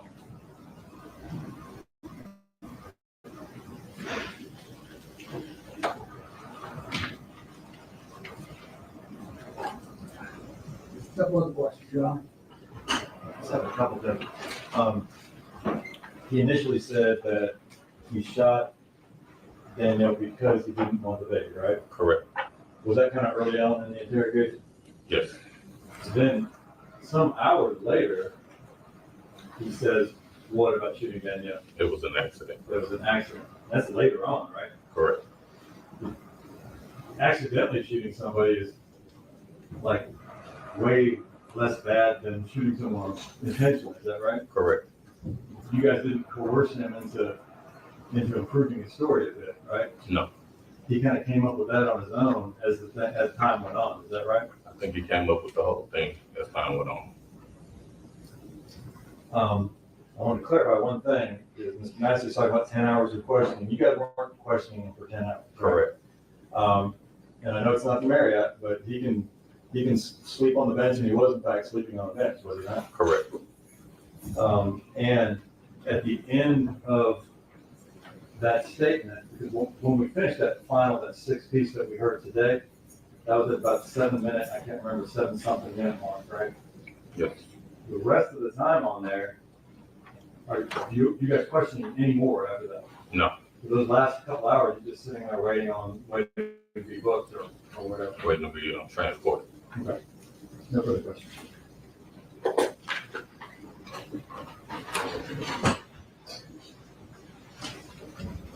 So there's a difference in saying, I shot somebody or I accidentally shot somebody. It's a difference. So if I'm going to fire my gun out and I'm cleaning it and I walk by Miss Fuchs and I think it's unloaded and it didn't move and I shoot her. And you come and ask me, Mr. Master, why'd you do it? How'd that happen? I shot her. I did, right? Right. I said, how did it happen? It's an accident. And I would have said I shot her first. Would you? So which one was it? Was it an Would accident you or was it I say you shot her? shot her first? Most people I know, they say what the truth is first when they decide to tell it. You guys didn't tell him the truth from the start, did you? Why should we have to tell them the truth? Out of everybody out there, the only person who knows what happened is him. So he tells us the truth, right? No other questions, John? Thank you, sir. You may step down. Thank you. And now we break. We get shut, and you know what. Not talk about anything we did today. Johnson. If you need to stand up in the middle of this, it's perfectly fine. You don't have to sit for 4 hours straight and not stretch a bit. I do it, remember? So it's fine. I'll see you guys in a bit. Don't overdo it, and if you need coffee or water, let us know.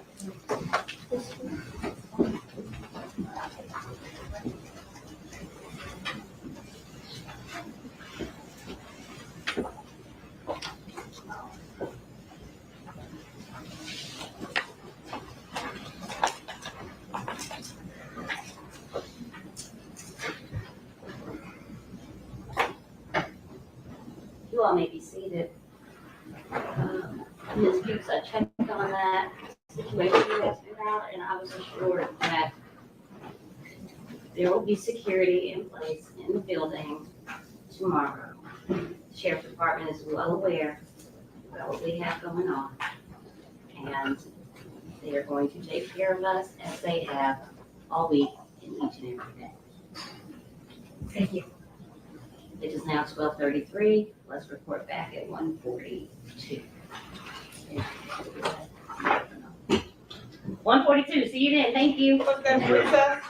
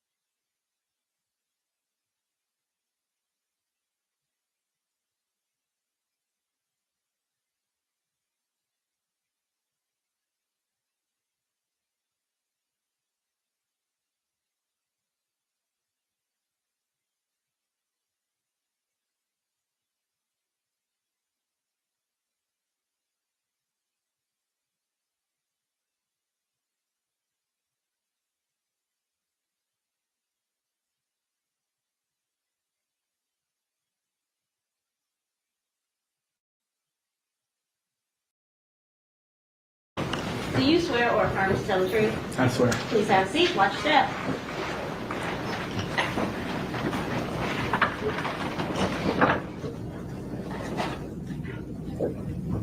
Go ahead, please. Would you please state and spell your name for the jury?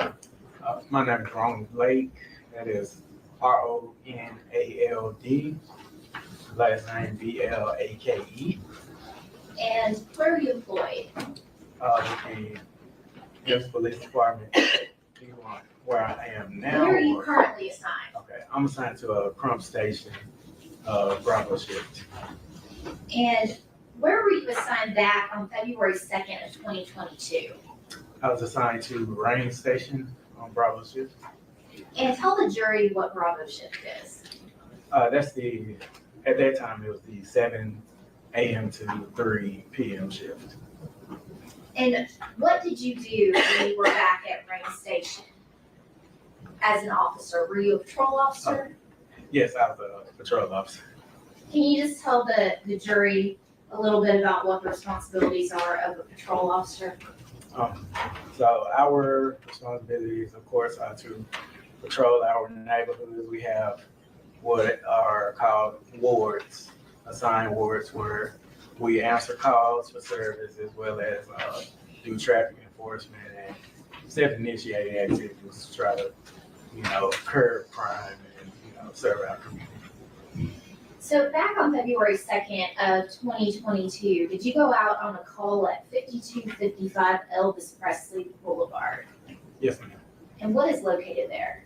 A Walmart. And do you remember about what time of day you responded? I don't know the exact time, but I know it was in the afternoon, maybe between 1 and 2 p.m. Was it getting toward the end of your shift? Yes, ma'am. And did you end up speaking with a citizen named Ralph Carter? Yes, ma'am. And did he direct you to something a little bit out of the ordinary at the Walmart? Yes, he did. A baby car seat. And where was that located? It was on the west side of the building. It was Walmart, which is like the rear of the business. I'm gonna hand you a USB drive and see if you recognize it.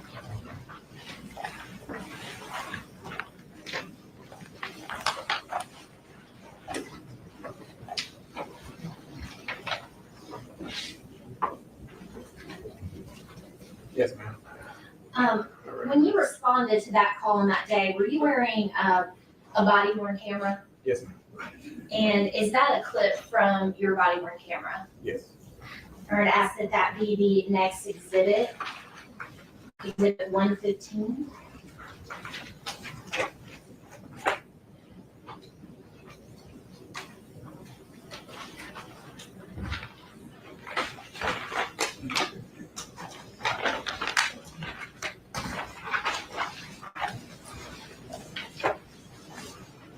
May I have permission to publish? Go ahead, please.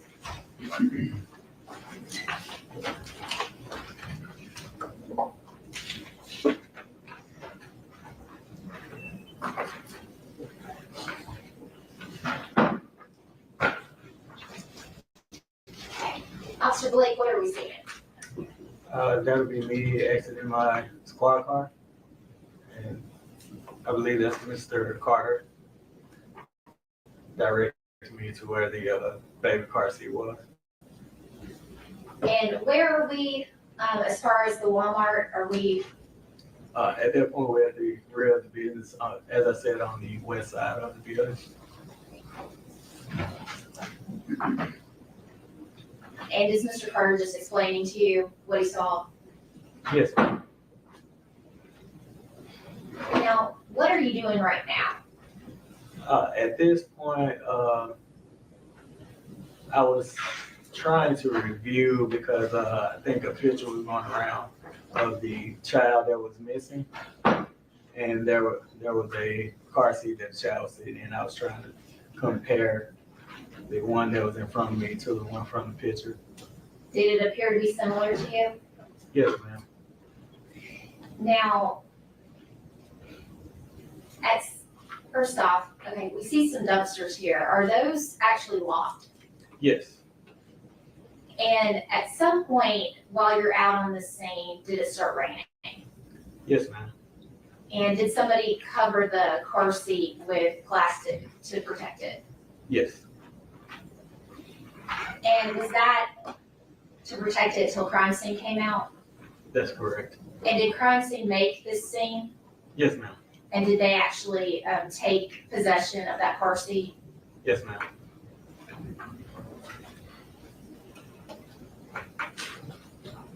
I'll pass the witness. Go ahead, please. Thank you, sir. You may sit down. Please call your next witness. We're on state of Tennessee called Special Agent Michael Garner.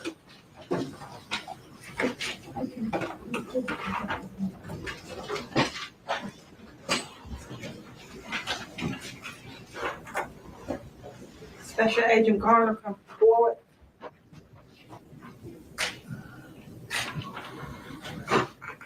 Watch your step. Stand right here, face your raise your right hand.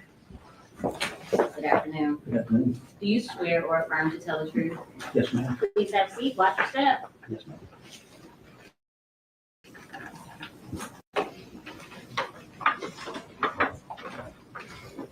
Could you please state your name and spell it for jury?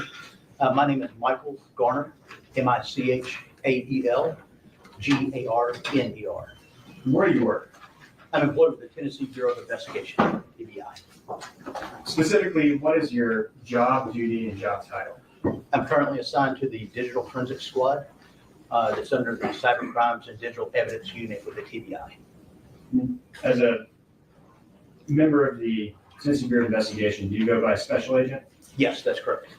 Special Agent Garner, how long have you been with the TBI? I got hired on with the TBI July of last year, so just over a year. Prior to working with the TBI, where did you work? I was employed with the Memphis Police Department. I was a detective with MPD for 20 years, and then I retired. At the time you left MPD to go to the Tennessee Bureau of Investigation, what was your job assignment at MPD? As I was a detective with the Digital Forensics Unit, so I did the exact same job with Memphis Police Department that I did with the TBI. What does a digital forensics examiner do?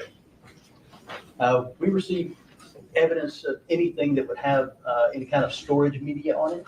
So DVRs, cell phones, GPS trackers. The majority of the work, though, is cell phones. What type of educational background do you have to be a special agent with the TBI doing digital forensic examinations? The TBI requires that you have a bachelor's degree. I have an associate's in information systems. I have a bachelor's in criminal justice, kind of minored in mechanical engineering. I haven't finished that one up yet. And I've got a master's in cybersecurity. Do you have any other training or credential certifications as to your experience and knowledge as a digital forensics examiner? Yes. As a digital forensics examiner, I hold a mobile device examiner certification from the National Computer Forensics Institute that's hosted by the U.S. Secret Service. I also hold a mobile device examiner certification from the International Association of Computer Investigative Specialists. And those are my non-vendor training. The vendor training, I'm certified in the products that I use. So I have a certification in Celebrite as a Celebrite certified operator and Celebrite certified physical analyst, and Magnet Axiom and Graykey. Graykey is this hardware that does the extractions for us. The old certifications in every piece of hardware and software that we use in our office. Are there any specialized schools that you've gone to? The ISIS MDE and the NCFI MDE were specialized training.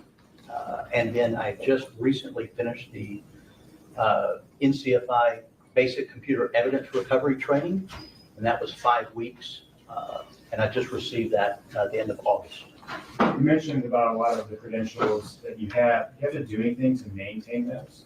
Yes. So most of the vendor training, their products update quite often. So you have to maintain your credentials. They expire every 2 years.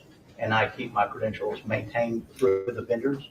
And then other certifications require recertification every 3 years. And to recertify, I have to show that I've had a certain number of physical extractions from phones and a certain number of training hours, continuing education training. And I do that quarterly, every year. Are you up to date on your continuing education training? Yes, sir, and probably a little ahead after this basic computer evidence recovery training. About how many extractions of mobile devices do you think you performed in your career? Over 1,000 since 2020. What about more forensic, in-depth digital forensics using Celebrite or something like that? How many times do you think you've done that with a mobile device? Almost every device. With each of the devices, the software only can operate at a certain level, and no software is the same. So if you're wanting to get the most evidence out of a device, you want to use it against all software, which is why I hold the certifications with Magnet and Celebrite. Mayor, at this time, the state Tennessee would tender Special Agent Michael Garner as an expert in the field of digital forensics. No objection. Go ahead, please. Thank you, Your Honor. Special Agent Garner, I'd like to direct your attention back to February 2nd of 2022. Where were you working at that time? I was with the Memphis Police Department Digital Forensic Squad at that time. Were you working on that day? Yes, sir, I was. Did you have any involvement with the investigation of a case concerning the victims, Danielle Hoyle and Kennedy Hoyle? I did, yes. The homicide sergeants brought down a device to the office. There were a couple of us in there, and I received an iPhone from an Artesia steward that I did the extraction. That was my initial involvement. How do you do an extraction on a cell phone? So one of the first things that we like to do is, if you've got the passcode, enter in the passcode, make sure that it opens the device. And then the software that we use, you can do kind of a rough, real quick extraction called a logical. Just plug it into it like Celebrite, just pull it real quick. But to be real thorough, we use Gray Key and try and get a physical extraction. And that is just it's a little box that we go when we plug the device into. We make sure that the information that's pulled from the device is uncorrupted. And I say that because sometimes computers burn, and we get problems with computers. And we check that through hash values. So when Gray Key does that extraction, it hashes that data. And then we just verify that hash hasn't changed, that what we got from the phone was actually what was on the phone. And you mentioned there's different types of extractions. In this case, what type of extraction was performed? In this case, I did a full file system on Artesia Stewart's phone. Was that successful? That was, yes. You were talking about hash values. It generated a hash value as well? Yes, sir. Did you also receive an extraction in the form of Celebrite of another phone that had already been extracted by another investigator with the Memphis Police Department? Yes.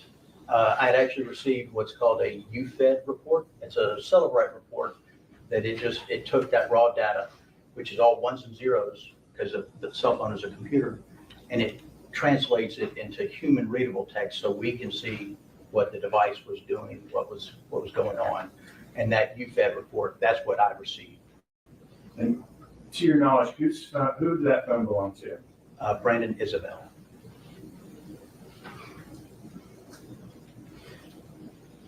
When you go through and look at a phone forensically, what type of data is in there?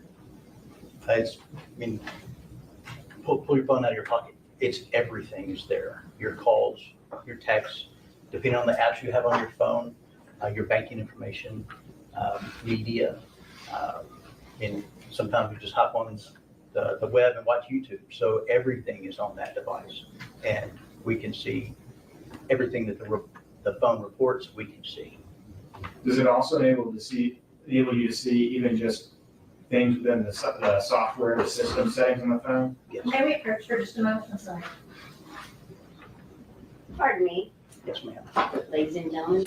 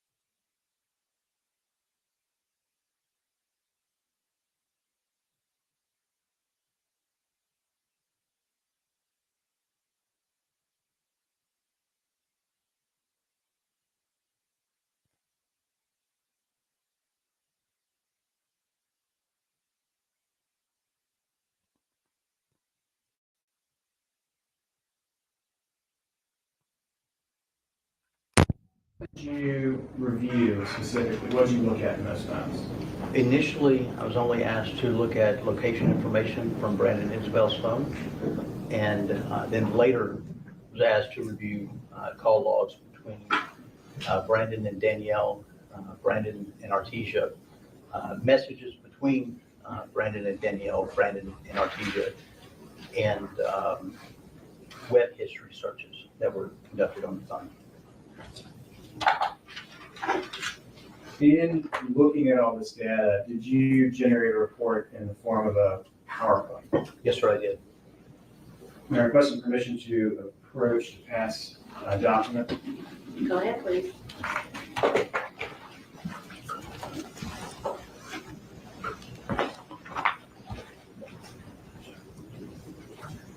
Special Agent Garner, I passed you a document. Do you recognize it? Yes, sir, I do. And what is it? This was the document that originally created back in 2022 that contained the location information that was requested. Is that the report we were just talking about? Yes, sir, it is. Remember, at this time, state asked that it be marked as state's exhibit number 116. Your Honor, I'm going to object to the actual PowerPoint being entered.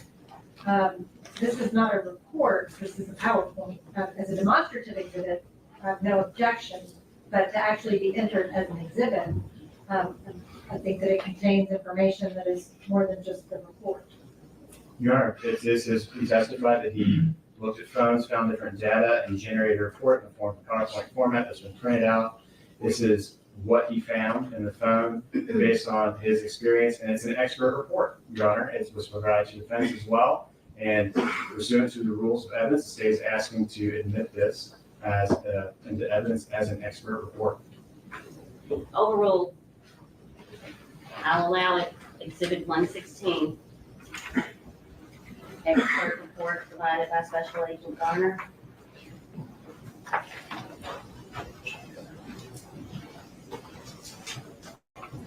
I'm going to be requesting permission to publish. Go ahead, please.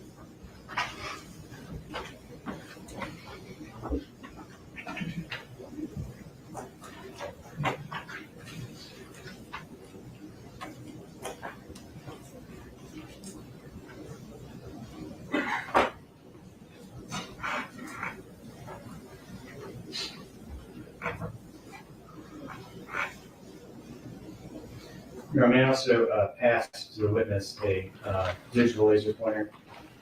Is it gonna work today? It should, Your Honor. I tested it a moment ago.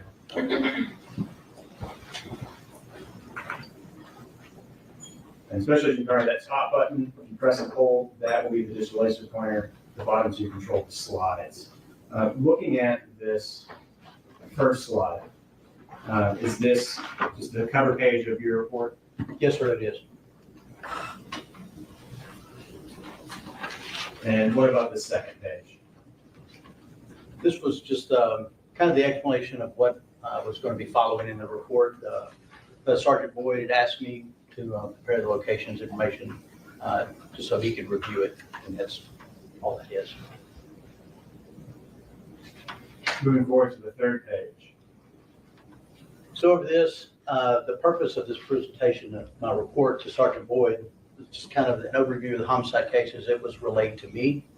The explanation of the cell phone artifacts that I looked at to generate this report, and then the mapping of those artifacts that I retrieved from the phone itself.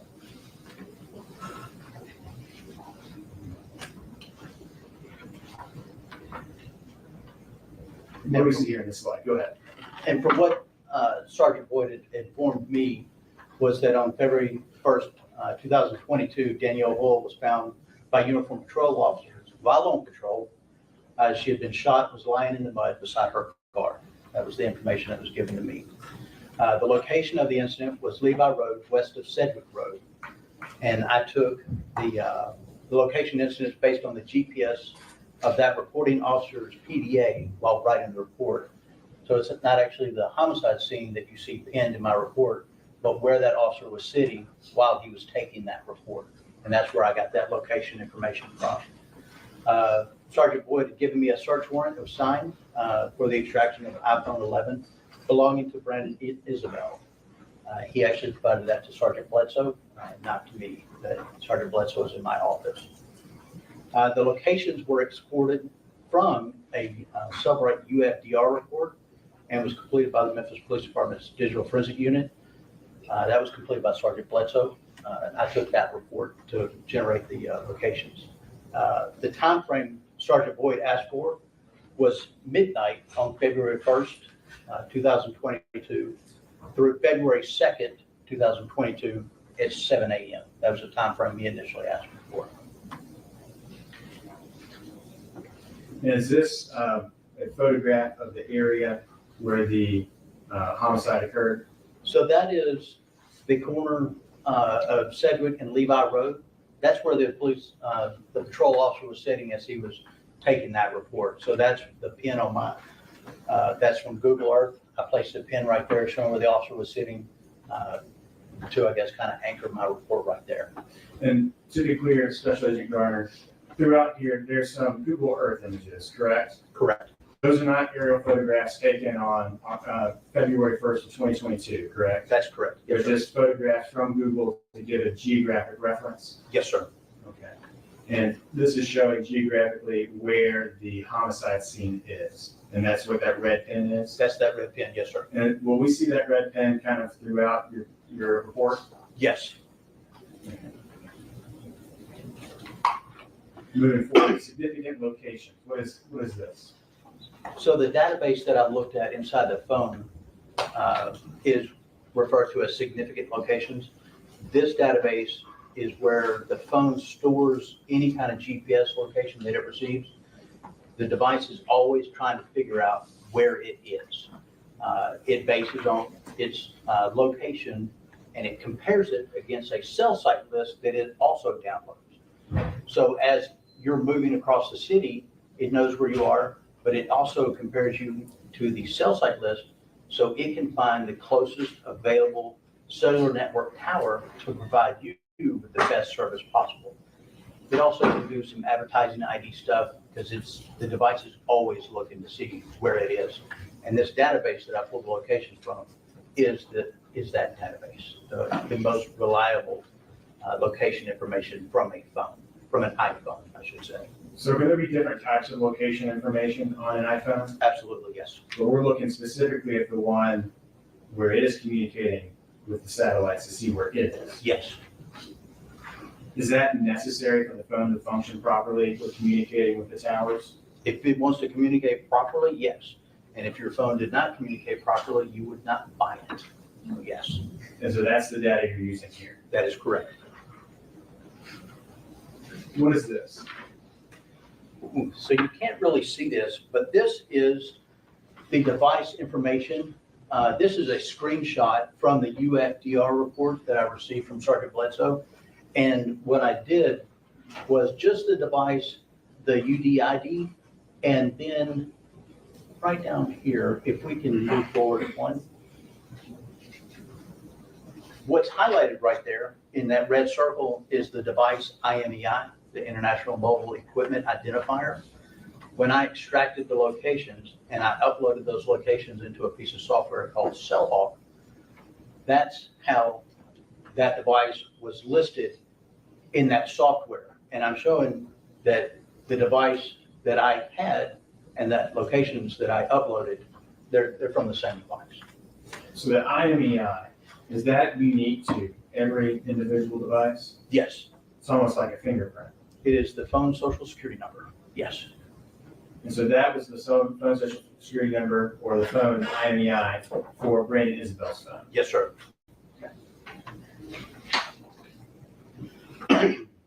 Now, on these next few slides, you have a few different maps created, correct? Yes, With dots on the map. yes, Is that using that GPS location data from the phone where it's trying to communicate with the towers that you were talking about a minute ago?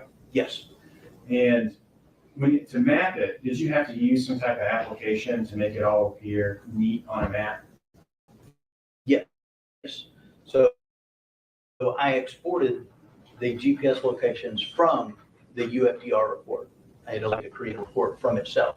And then I could upload that report into a piece of software called CellHawk that would help me map that out. If you were just looking at the location data in Celebrate and not upload it to CellHawk, what would you be looking at? Just a bunch of coordinates? You would just see date, time, the IMEI, and a bunch of GPS latitude and longitudes. Yes, So the CellHawk then plots those latitude and longitude coordinates and then labels them by time. correct. So tell us what we're looking at here in this slide.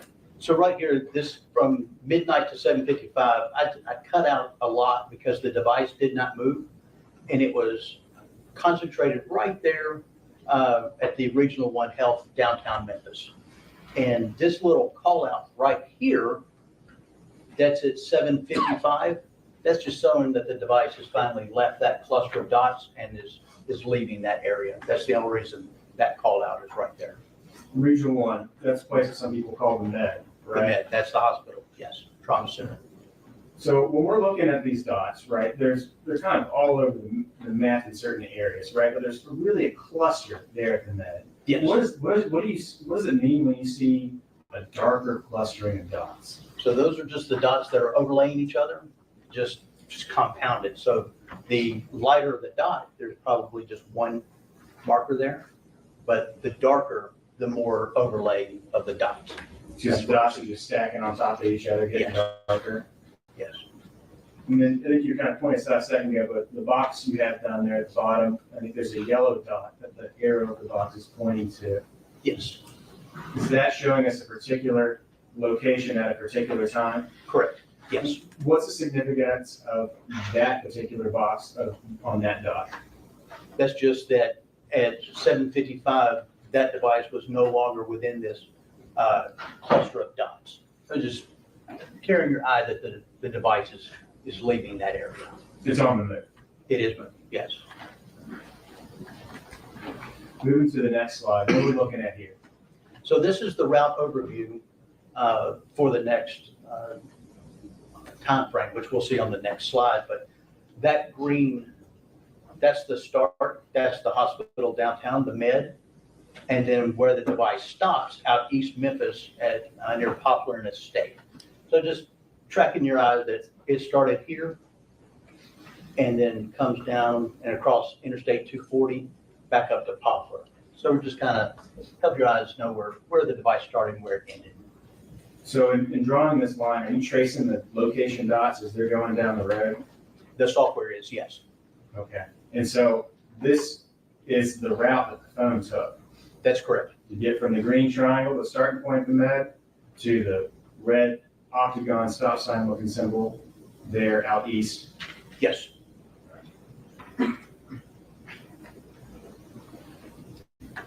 What do we have here?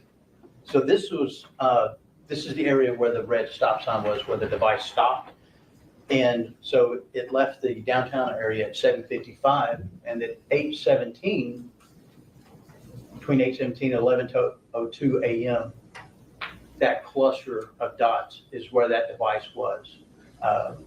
And a Google search, that location showed it was the Lebanon East Surgery Center right off of Poplar. Is there also an oral surgery center in that area too on the map? There may be, I cannot see it. Let me see if it's any better on. Yes, this, can't really read it from here, but that's the oral and, maxillological surgery center. I'll go through that one pretty fast. Maxillofacial? Close enough. Close enough? Maxillofacial, I'll move on. yes. And so that time, this is showing a big cluster of dots there, correct? Yes, And that's from, that's from 8:17 to 11:02. so during that time window, all the pings are coming back just right there in that area, we're saying. That huge cluster, now you've got the outliers here, and that's when your device doesn't see as many GPS satellites, So then it's not as accurate. So the more satellites you see, the more accurate the locations are going to be. So that's why you get a concentration. If the device sits somewhere for long enough, its location accuracy is just spot on. Where does that phone go to next? So this route overview it was a little tricky to kind of map out because we've got to start there at the oral surgery center and then around the park and then ends up down here in South Memphis off Brooks Road. No, the Brooks Road is there. It's south of Brooks Road. We're going to zoom in on that in just a second, but if we can move forward one slide. So what happened, and I manually put in that little pink line right there because the device started in that area and it moved down Poplar and then kind of went around the Shelby Farms before it got back on 240 and headed back out west. So that's why I put the little loop there because there's no other way I could have shown that movement without playing like a video. So I added that little loop in just to show you how the device moved. And so when you read the data on the map before you made the pink arrow, is the data telling you what time each dot is? Yes. And so as you follow the time of each dot, that's the pattern it led you to. Yes. And my software allows me to animate this, so I'm not just looking at a static map. I can click a button and drag a slider, and then I can look at each minute for each, I think I can get it down to a second, and watch how that device moves over a specified amount of time, whether it's 1 hour or 1 minute. So it looks like the fence phone started going east down Poplar, It did. and it then proceeded north up to get to Humphreys Boulevard.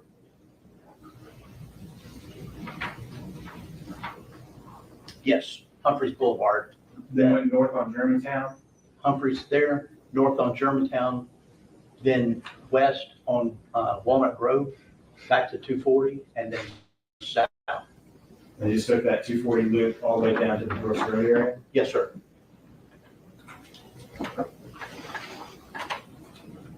Now, what are we looking at in this slide? Now, this slide is actually where the device ended up at 1148. And then it was down there from 1148 to 1155. And this little street, it went up that street and back down. And then I left the pin from where the officer was taking the homicide report right there. I left it on the map just to show the proximity that at 1148 on 2-1, that device traveled down to Mark Street in the area of that where the officer was taking the homicide report. So on February 1st of 2022, from 11:48 a.m. to 11:55 a.m., Brandon Isabelle's device was in this area. Is that in Mark Road? Yes, yes, sir, it is. It's in this area near, and there's that red flag. That red What's that pin, red flag? that red pin is where the officer was sitting taking the report for the homicide. But this is at 11:48 a.m. to 11:55 a.m. Yes, sir. And that call out right there, that's what that box is called. That is just a little call out. That little call out box is showing that at 11:48, that's where that device was. I'm sorry, at 11:54, that device was right there about to leave the scene. Specifically in that little turn on Mark Road. Yes, sir. Where did the defense phone go next? So from that green triangle down near the homicide scene, it went up north, Midtown 240, North 40, and then out Interstate 40 eastbound to the stopping area. So going back a little bit, in the past couple slides, the phone went from this area of the surgery center on Poplar and Estate, around Shelby Farms, down to Brooks Road, correct? Yes, sir. And then it went on to Mark Road, correct? Yes, sir. where it appears to just turn around and go back this direction? Yes, sir. And is that in the Cordova area where the stop sign is? The It red is. Octagon? It is, yes. This is in the middle, or this is kind of 11 o'clock, 12 o'clock-ish in the day. Yes, sir, midday. And here at 1225, the address was at an address off Rock Creek Parkway, and then it went to a Walmart Supercenter right there on Stage Road at 1239. So it started there, the address off Rock Creek comes up and moves to the Walmart.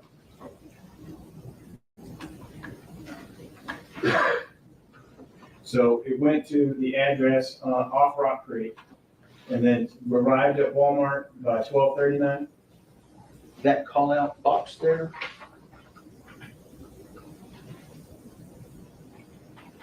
is 1239, yes. But it looks like it first went by the Rock Creek address and it was there by around 12:25 a.m., correct? Yes, Okay. yes. Where did it go next after going to the Walmart location? When the device left the Walmart location, it did go back to this address off Rock Creek Parkway. And it was there from 1:20 p.m. to 7:10 p.m. It was there about 6 hours.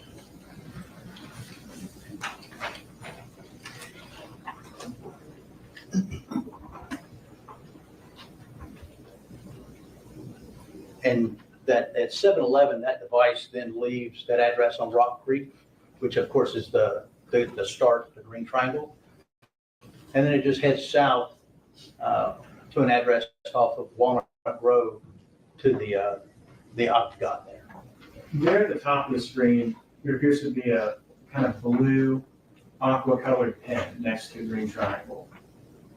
Yes. What is that? So that pin was placed there by me in the software, and that's the address I was given that belonged to Brad and Isabelle. Is that the Lathbury address?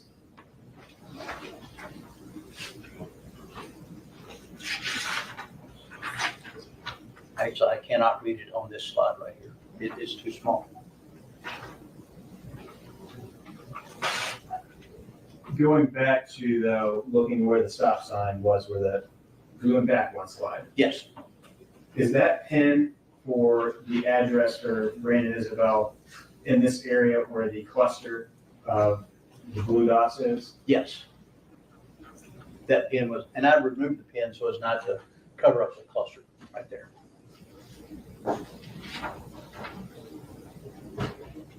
Moving back forward from this route, where did he go to from the Lathbury address off Rock Creek? So when it left that address on Rock Creek and traveled southbound, it wound up in the Walnut Hill Apartments. And it come in off Walnut Grove, headed kind of northbound, and then kind of clustered around right there from 7:24 to 7:31 that evening. This is still February 1st, Yes, sir. 2022, correct? Correct. Once it left the Rock Creek Police Departments, where did the defendant's phone go? So leaving the apartment, then down Walnut Road to Germantown, up to Germantown to a Walmart. Is that the Walmart there on Germantown Parkway? It is. And the next slide here. So from 7:36 p.m. to 7:49 p.m., that device was at the Walmart Supercenter on North Germantown, right there at Germantown and Trinity. There's Trinity right there. And the device pulled in the parking lot, kind of walked through the Walmart and back down. And then did he leave the Walmart at 7:40, or the device leaves Walmart at 7:49 p.m.? So that call out box right there is the device leaving the Walmart. So yes. So that's where when we talk about 7:49 p.m., that's a 7:49 p.m. Hit, Yes, correct? yes. Where did Mr. Isabel's phone go to next? So when that device left that Walmart, the green triangle, it drove northbound on Germantown to Rock Creek and then went back to the address off Rock Creek Parkway. Is that the blue pen, the address you have for him on Rathberry? Yes, yes, it is.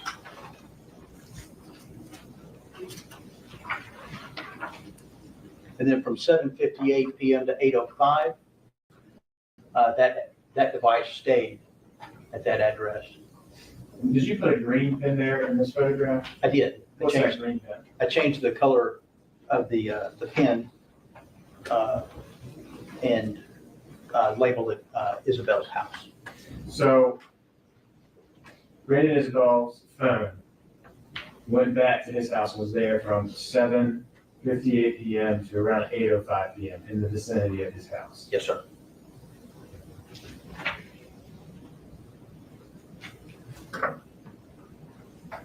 So going back one slide. So at 8:05 PM,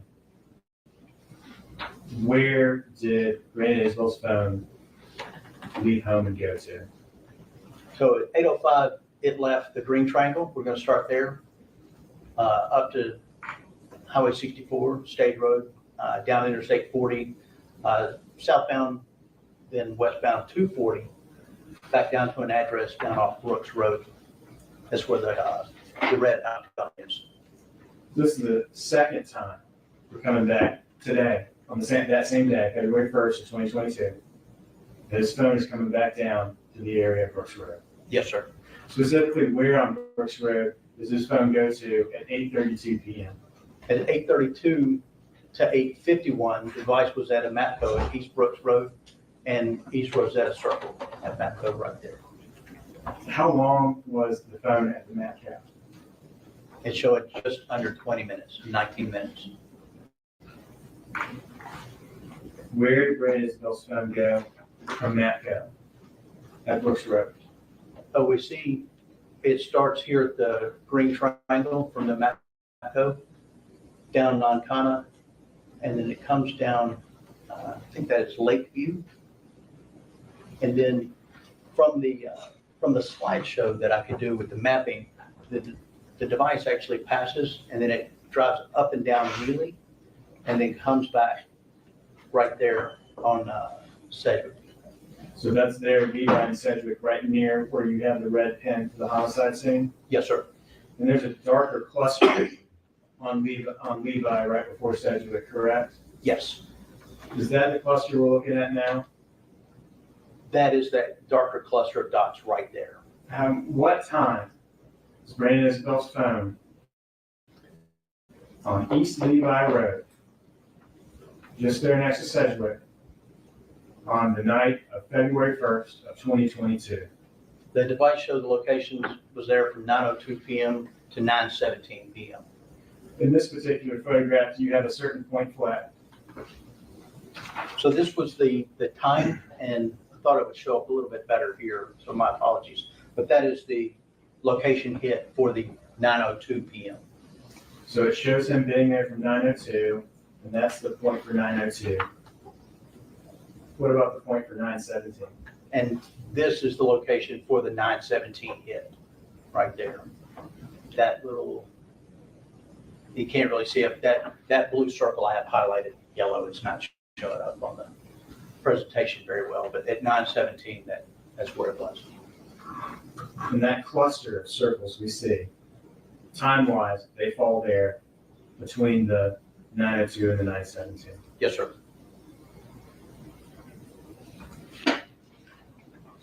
So Brandon Isabel's cell phone is there on East Levi Road, just north and west of Sedgwick Street. Yes. 9:02 PM to 9:17 PM on February 1st, 2022. Yes, sir.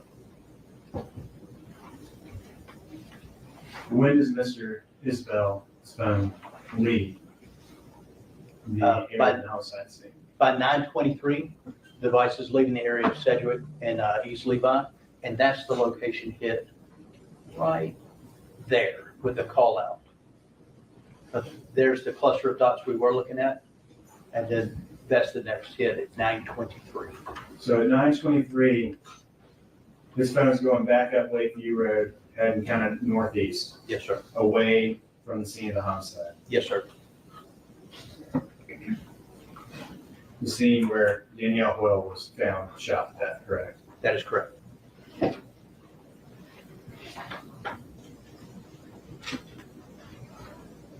Where does his phone go to next?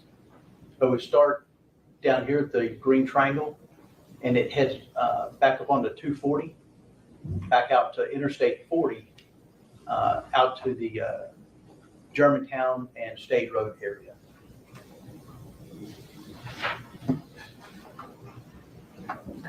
And we have a cluster of dots right here in this parking lot from 944. That device is in the area of the Market at Wolf Chase, from 944 to 10:04 p.m. on the first. So from 9:44 p.m. to 10:04 p.m., he's in that little shopping center. Is that Wolf Creek Parkway? Yes, Is sir. that correct? And then it's right there. Is that the yellow road that's Highway 64? Is that State Road? That is. And then North Germantown Parkway is going north-south to the right of it? Yes, So right there in that area of town. right there. Yes. Specifically kind of where those dots are clustered, what shops are kind of in that area as a point of reference? Back over here to the left, you've got a Target, and then there's the Fondue restaurant, and then the 511 store is there, and then the Best Buy is down here. Does he move again or go on the move again at 9:04 p.m.? At 10:04, yes, Excuse me, 10:04 p.m. yes. Where does he head to? So at this time, the device starts there at that parking lot on the Stage Road, and then goes up to the Walmart Supercenter again on the Highway 64. So that's the Stage Road Walmart? It is, yes. What time is he at the Walmart on Stage Road? From 10:05 p.m. To 10:21 p.m., that device is in the parking lot and the Walmart there on Highway 64. So what time does he leave from the Walmart on Stage Road, Highway 64? That call-out box right there, that's the 1021 location. So it's actually left the parking lot and is back on Highway 64 at 1021. Where would he go from the Walmart? So it starts here at the Walmart, down 64 to Rock Creek Parkway, back to the address off Rock Creek Parkway. 8702 Blackberry Place North? The 8702? Blackberry, Yes, the Isabelle's residence. yes. What time do we first see the phone arriving back at the Isabelle's residence? So the device showed the location time at 10:24, being back at the address, and then leaves at 10:30. And that's the location recorded when it left at 10:30. So from 10:24 to 10:30. So it was in the vicinity of his home until 10:30, when it's here heading south on Rock Creek. Yes, sir. Where does this phone go to next? But when the device leaves the Rock Creek Parkway onto Germantown, it gets onto 40, and this time it takes the north loop of 40 around, then comes Midtown 240, and then downtown. And it drives kind of up and down Island Drive on Mud Island before it ends right there at the end of Island Drive on Mud Island. Is that near the boat ramp It is, yes, on the north end of Mud Island? yes. What time does his phone put him on Mud Island? So at 10:59, that device is showing on Island Drive on Mud Island. Right over there by Harbor Town? Yes, just right there.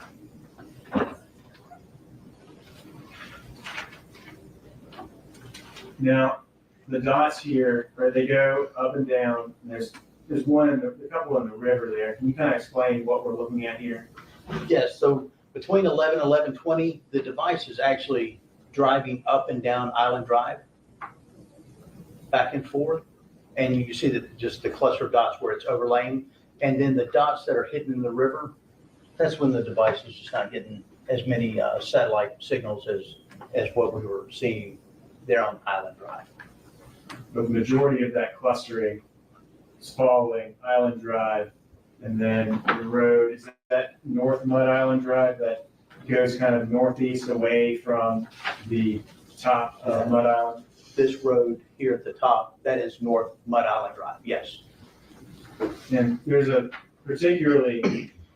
a particularly darker cluster of blue dots in the corner You of, can see it's dark cluster right there. okay, is that there at the corner of where Island Drive turns into North Mud Island Road? It is, yes, Is that over there by the boat ramp? it is. And I zoomed in on that cluster, which you would see right in here. And then there was a location hit at 11:20, just outside of the laneway, right there. A device location hit at 11:20. So specifically at 11:20, that is where Brandon Isabel's phone GPS is saying that it is. Yes, sir. Now, this next slide, is this basically kind of what we were just looking at, but with a Google Earth image? It's exactly the same image. I just chose to change the overlay so I could kind of see better where that device was instead of just randomly on some pale colored location.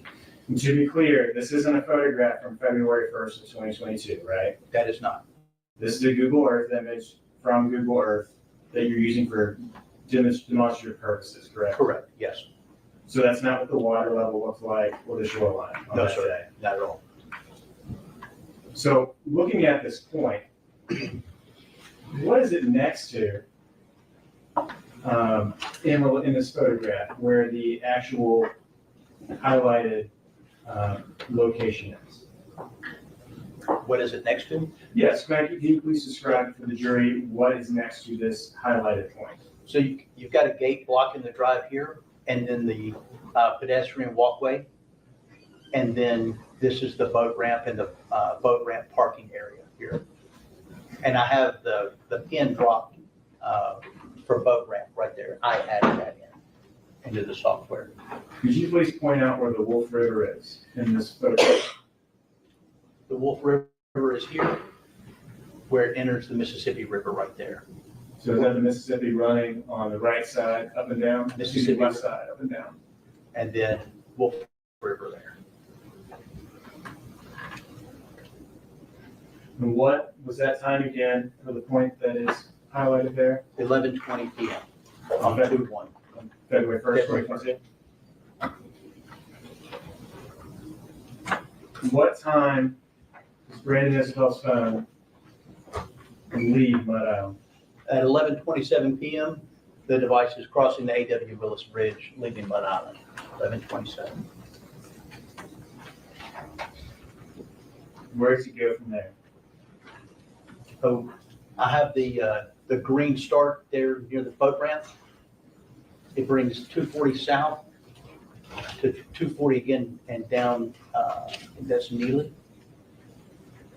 over to an address off of, we have to zoom, we have to move to the next slide. To a, we go, yes.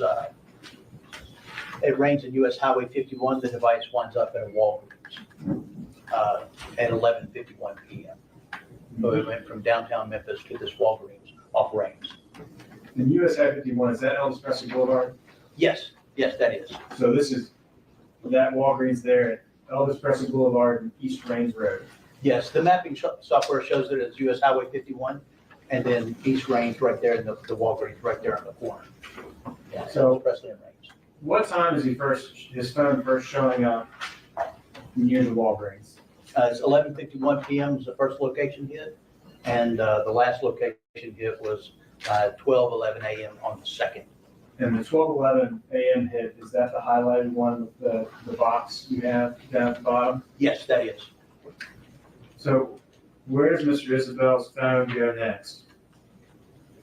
So we leave the Walgreens at Elvis Presley and Raines, and it comes down here to an address. And here is it's the Walmart Supercenter at Elvis Presley and Holmes Road. That's the stop, and if we could advance one slide. So he just went south on Elvis Presley Boulevard down to the Walmart. Yes, sir. And the device there pulls off Elvis Presley and so the Walmart is that box there. So it's behind the Walmart right there. So this Walmart, the front of the store, does it face Elvis Presley Boulevard? It does, yes. The back of the store, is that where the cluster of dots are? Yes. How long, when does it first arrive there at the Walmart? Your Honor, I'm going to object to the classification of arriving. We have a first data point, but that doesn't indicate when the device arrived. I'll rephrase the question. Thank you. At what time is the first? Sustained. My apologies, sir. Go ahead. At what time does the first data point for Mr. Brandon Isabel's phone appear at Walmart? 12:15 a.m. on the 2nd. What about the last data point? It was there until 12:17 a.m. It was there for 2 minutes. Where does it go to next? So we have the device leaving the Walmart and then down Holmes Road and then to an address here on Stacy Road, which is that cluster of dots there. At what time does the first data point appear at Stacy Road? So at 12:21, the device is showing there an address off Stacy and leaves that address around 12:33 a.m. on the 2nd. So it appears the device is there at an address on Stacy Road from about 12:21 to 12:33 in the morning of the 2nd. Yes, sir. Where does the device go to after that? So again, the green triangle is the start location from the Stacy Road address. And then it takes 240 back up, eastbound 40 back to the home address for Brandon Isabelle, the 8702 Latberry Is that Latberry? Place in Cordova. What time does the first data point appear at the Latberry address? So 1:07 a.m. is the first location hit in that data cluster right there. And then does it go anywhere else for the time frame that you were searching? It does not. After 1:07, once it's there at that address, it does not leave. So it's arrived back home. Yes, the device is back home.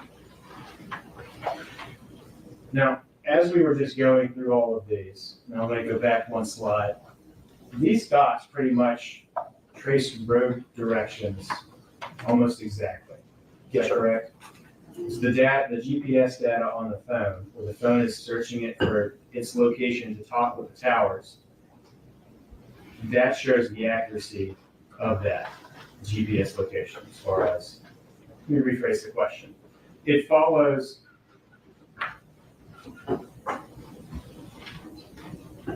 the data as it moves down the road, follows the road very, very closely, doesn't it? Yes.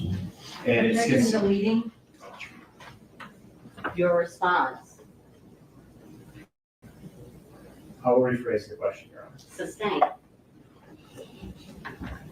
How closely, if at all, does the data follow roadways? So the accuracy was not reported out. Usually when we get cell tower information, we get accuracy in hundreds of meters. But with GPS accuracy, usually it's 9 meters, 9 to 50 meters. So it's a lot more accurate than what cell phone companies represent, which is why we went with the device locations.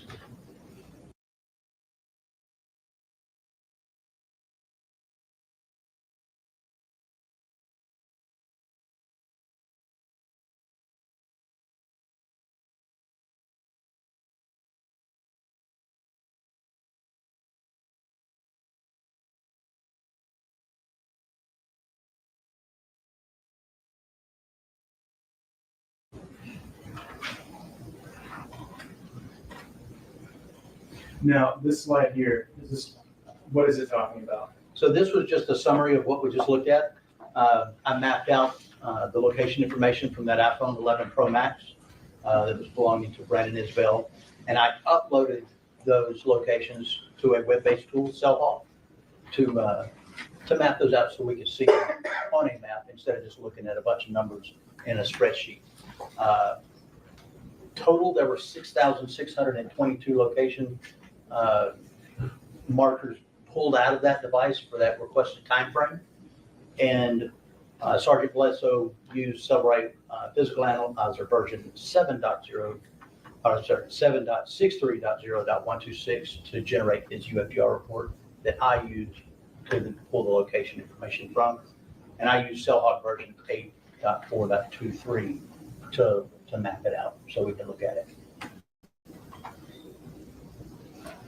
So now, moving forward to the other work you did looking at phones. At some point, did you look at the actual other data, text messages, call logs, web data, stuff of that nature? Yes. Specifically, what did you look at? So I was asked to look at the communication between Brandon Isabelle and Artesia Stewart, who was listed as wifey in Brandon Isabelle's phone. I was asked to look at the communication between Brandon Isabelle and Danielle Hoyle. And there was a FaceTime call to Danielle Hoyle that I was asked to look at. And then the Artesia Stewart device locations on February 1st from, I think, 9:30 to 11 p.m. And then the web history from Brandon Isabelle's device.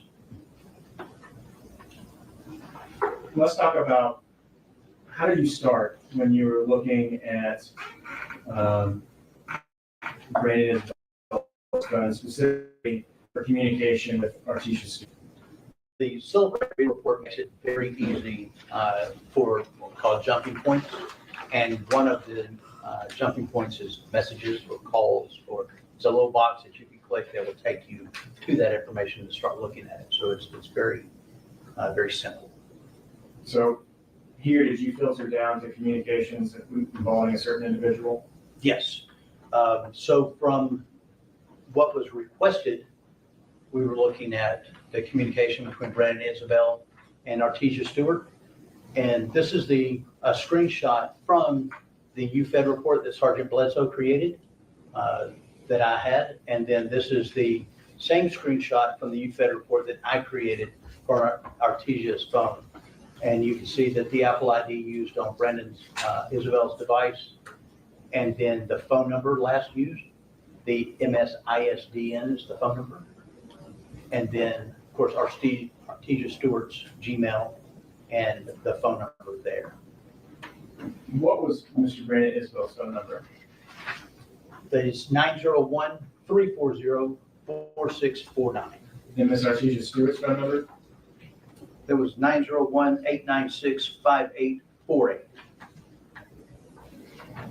And you're actually able to get this information from the phone itself. Yes, It knows the phone number it's assigned to it. yes. What are we looking at here? This is just the contact information. On the left here, we've got Brandon Isabelle's contact information for Artesia Stewart. There's the contact picture that he would see in his device, and then the name, and then there's the phone number for that contact. And then on the right side, we have all the contacts for that phone number that she had listed for Brandon. She had 34 different contact names for Brandon in her phone. So the left side, that's Brandon's phone. That is from Brandon's here, Okay. and this one's from Artesia. So what was the contact name for Artesia and Brandon's phone? A contact name was Wifey for Artesia in his phone. Is that followed by a few different emojis? Yes, And then in Artesia's phone, you mentioned there were numerous different contact names that have been used at some point in time for Brandon Isabelle, correct? that is correct. What were some examples? This top one you can't really see, it's kind of blurry, but that says My Love. Then you got City Boy Brandon. He's got Brandon right there, and then she just has his phone number listed there. Do any of those include the name Puddin? The pudding is right there. Yes. Did you look at whether there were any calls between Brandon Isabelle and Artesia Stewart, who in his phone appears as wifey, on the dates of February 1st of 2022 and February 2nd of 2022? I did, and I looked at that from Artesia's contact information from Brandon Isabel's device. And we had 5 incoming calls, and you can, from, it's not listed, I'm sorry, it's an icon. So there's 3 outgoing, 2, and then the from is the blue icons, and the outgoing is the green icon, the arrow pointing in or the arrow pointing out. So blue arrows pointing in towards the phone, incoming. Incoming, yes. Green arrows pointing out from the phone, outgoing. Outgoing, yes. Now, looking at this, that's the same phone number in the, along the column, correct? Where it might change to, from, Yes. correct? Yes. Is it the same name that keeps appearing to the right of the phone number? The name changes from wifey to Tiffany Purcell. What does that mean when the name changes? That the owner changed the contact name. So at some point in time, and is that reflected chronologically in a call log? Yes. So, for example, if the phone contact was labeled Tiffany Purcell up until right of sometime before 10:19 and 34 seconds a.m.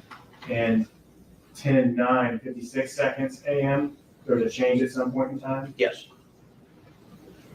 So the calls, the phone looks at the contact database. It doesn't remember it. So every call you make, it looks back at the contact database and pulls that information from it. So if you make the change in your contact database, change the name or add an emoji, add an icon, change the picture, the phone always reaches back to the contact database to pull that so you have the most up-to-date information that you see.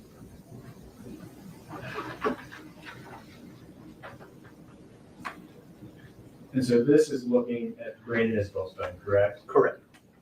What about Artesia Stewart's device? So I did the same evaluation from Artesia's phone, and there's 3 incoming calls, the from, and then 6 outgoing calls too. Now, you have an arrow pointing to a specific call at 10:19:07 a.m. on February 1st, 2022, correct? Yes, What's the significance of that arrow? that call is not in Brandon Isabel's phone. We only saw the number of calls from his, 5 incoming to 3 outgoing, and now we're looking at 3 incoming to 6 outgoing. So that call is missing from Brandon's phone. And what does Artesia Stewart have Brandon's contact name in her phone as during this time window? It's pulling Isabelle, Brandon.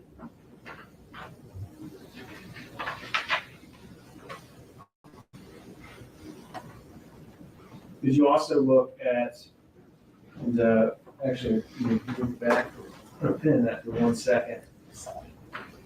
When you looked at call logs, did you also look at a complete call log involving all incoming, outgoing phone calls from Brandon Isabel's phone from the time from February 1st, 2022 at 7:16:35 a.m. to February 2nd, 2022 until 4:32:13 a.m.? Correct. Yes, I did. May I ask an object witness?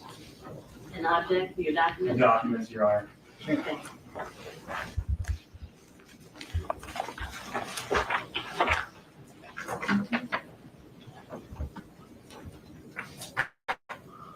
Special Agent Garner, do you recognize that document?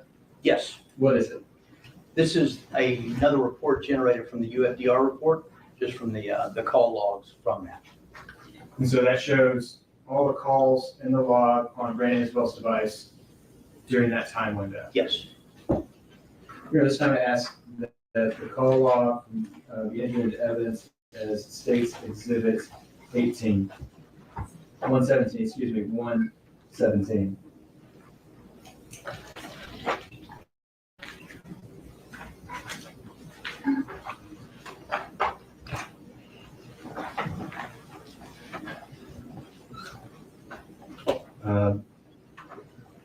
Did you also look at text messages between Brandon Isabelle and Artisha Stewart? yes, I did. Here, your slide notes from February 1st, February 2nd, 2022. Did you also look at text messages from the window of January 30th, 2022 through February 2nd, 2022? Yes, sir. You are requesting permission to pass the document to the witness.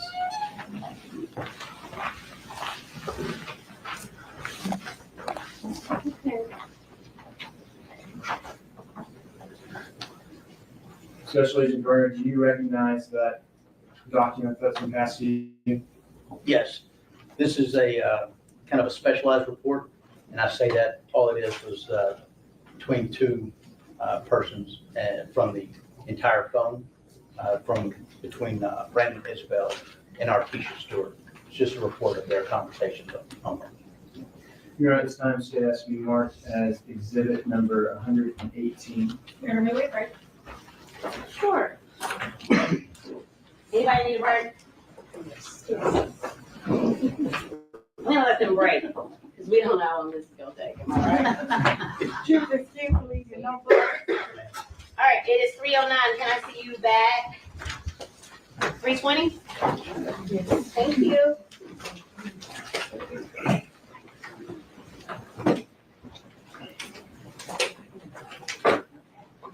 Okay. No discussions, no talking?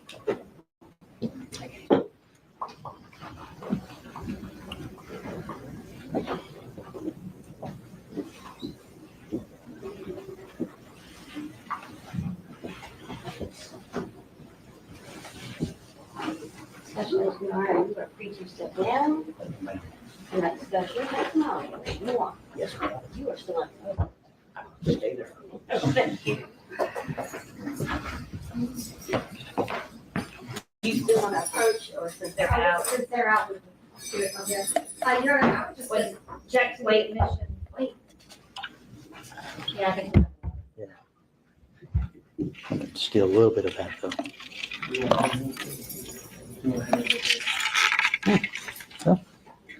Sound like there's something. I have to hear the door, Riley. Go ahead. Your Honor, I would object to the admission of every text message. Not all of these are relevant. They're not even all from the relevant time frame. I would just ask, unless there can be an offer of proof to show the relevance of all of these text messages, that number one, they're hearsay. Ms. Stewart was not confronted with every single one of those to lay the basis for her to identify them and say that they were hers. But also, not all of these are relevant. Your response? Your Honor, the state would say that, submit that they are relevant from the date window of January 30th of 2021, which is the day before the birth of Kennedy Hoyle. There's been testimony about, I'm sorry, it's 2022, I said 2021, excuse me, January 30th of 2022. There's been testimony about the relationship between Artisha and the defendant, Brandon Isabelle, and specifically about the time, the days leading up before the birth of Kennedy and the status of their relationship. The defense counsel introduced copies of text messages between Artisha and the defendant on her cross that are approximately around that time period, even before. They go back to Christmas before that. The state is asking to put in text messages from the day before the birth of Kennedy Hoyle to which would be the January 30th of 2022, until February 2nd of 2022, which is the culmination of this investigation as far as the defendant's statement and things of that nature. They are absolutely relevant, Your Honor, and they're confined specifically to, the state would submit that they're absolutely relevant, Your Honor, the state, and we confine them to the specific dates, which is a smaller area of time than what the defense has already submitted into evidence. The state would also argue that the rule of completeness kind of applies a little bit in that one of the text messages that has been entered as exhibit, is that one right there? Exhibit 82 by the defense is from January 31st of 2022 at 3:48:06 a.m. But furthermore, Your Honor, besides from the issues of relevance and the rule of completeness, the state would also note that they are properly authenticated. They've been introduced by an expert witness who is an expert in digital forensics. He has testified about how these were extracted and found using Celebrite and Gray Key, something that he is qualified and certified in. And specifically, the state would point to State of Tennessee versus Wells, which is a 2024 Court of Criminal Appeals decision. It is docket number E 2003-00516-CCA-R3-CD, specifically looking to page, please give me here in 1 second. Authentication is on page 20 of that opinion, and it runs through page 24, where it talks specifically about in a case that was a domestic violence homicide, where involving a deceased girlfriend and another girlfriend who was also involved in the situation as a third party. Text messages were entered into evidence from both of them, the deceased girlfriend, who was the victim, as well as the other girlfriend. And the text messages were authenticated by a Celebrite certified individual, such as Special Agent Gardner is here. And the Court of Appeals found that that was appropriate and cited two numerous opinions from here in Tennessee that shows that that authentication is sufficient. That's a sufficient authentication under the law in the state of Tennessee. Now, specifically as to any type of hearsay, the state of Tennessee is seeking to introduce this for non-hearsay purposes. It's to fill a contextual void. The state would also cite the State of Tennessee versus Wells, that same citation given earlier, specifically to beginning at page number 24 and going through page number 35. Here, Your Honor, the text messages from the respondent to the defense. So the text messages from the defendant himself are statements against interest or statements by the defendant. The responses by the other party are there to fill a contextual void. Without them, a one-sided conversation does not make any sense. They're being submitted for a non-hearsay purpose, not to show that whatever that individual said, in this case, either Artesia Stewart or Danielle Hoyle, said was, in fact, the truth of the matter asserted, but to give context to what the defendant says each time. Now, as to the confrontation clause, Your Honor, with regard to Ms. Stewart was questioned on cross-examination about text messages. In that, the defendant introduced text messages and asked her about specific ones. But here, they're not coming in for hearsay, they're coming in for the proof of the matter asserted. They're there to provide to fill a contextual void as to the defendant's statements themselves. And without them, they would not make any sense. The Court of Criminal Appeals in State versus Wells found that in that instance, the statements made by the two different girlfriends and the text messages they had with the defendant, the trial court properly allowed them in as filling a contextual void for non-hearsay purposes. The court instructed the jury that they were to only look at the responses from the person speaking with the defendant, the text message exchange, as there to give context to the defendant's statements. For this truth of the matter asserted in the victim's statements or in the Artesia's or Danielle's statements themselves, but to give context. The Court of Appeals found that the court did not err in allowing the text messages in, and that it was first properly authenticated, but then also it was correctly introduced. It was not an error. The state of Tennessee would ask that this court follow the decision and state votes as well and allow the introduction of both sets of text messages. And I would just submit that a significant difference between the text messages that we entered with Ms. Stewart on the stand and these text messages now are that Ms. Stewart was on the stand to read it and say, yes, I sent that message. Yes, I received that message.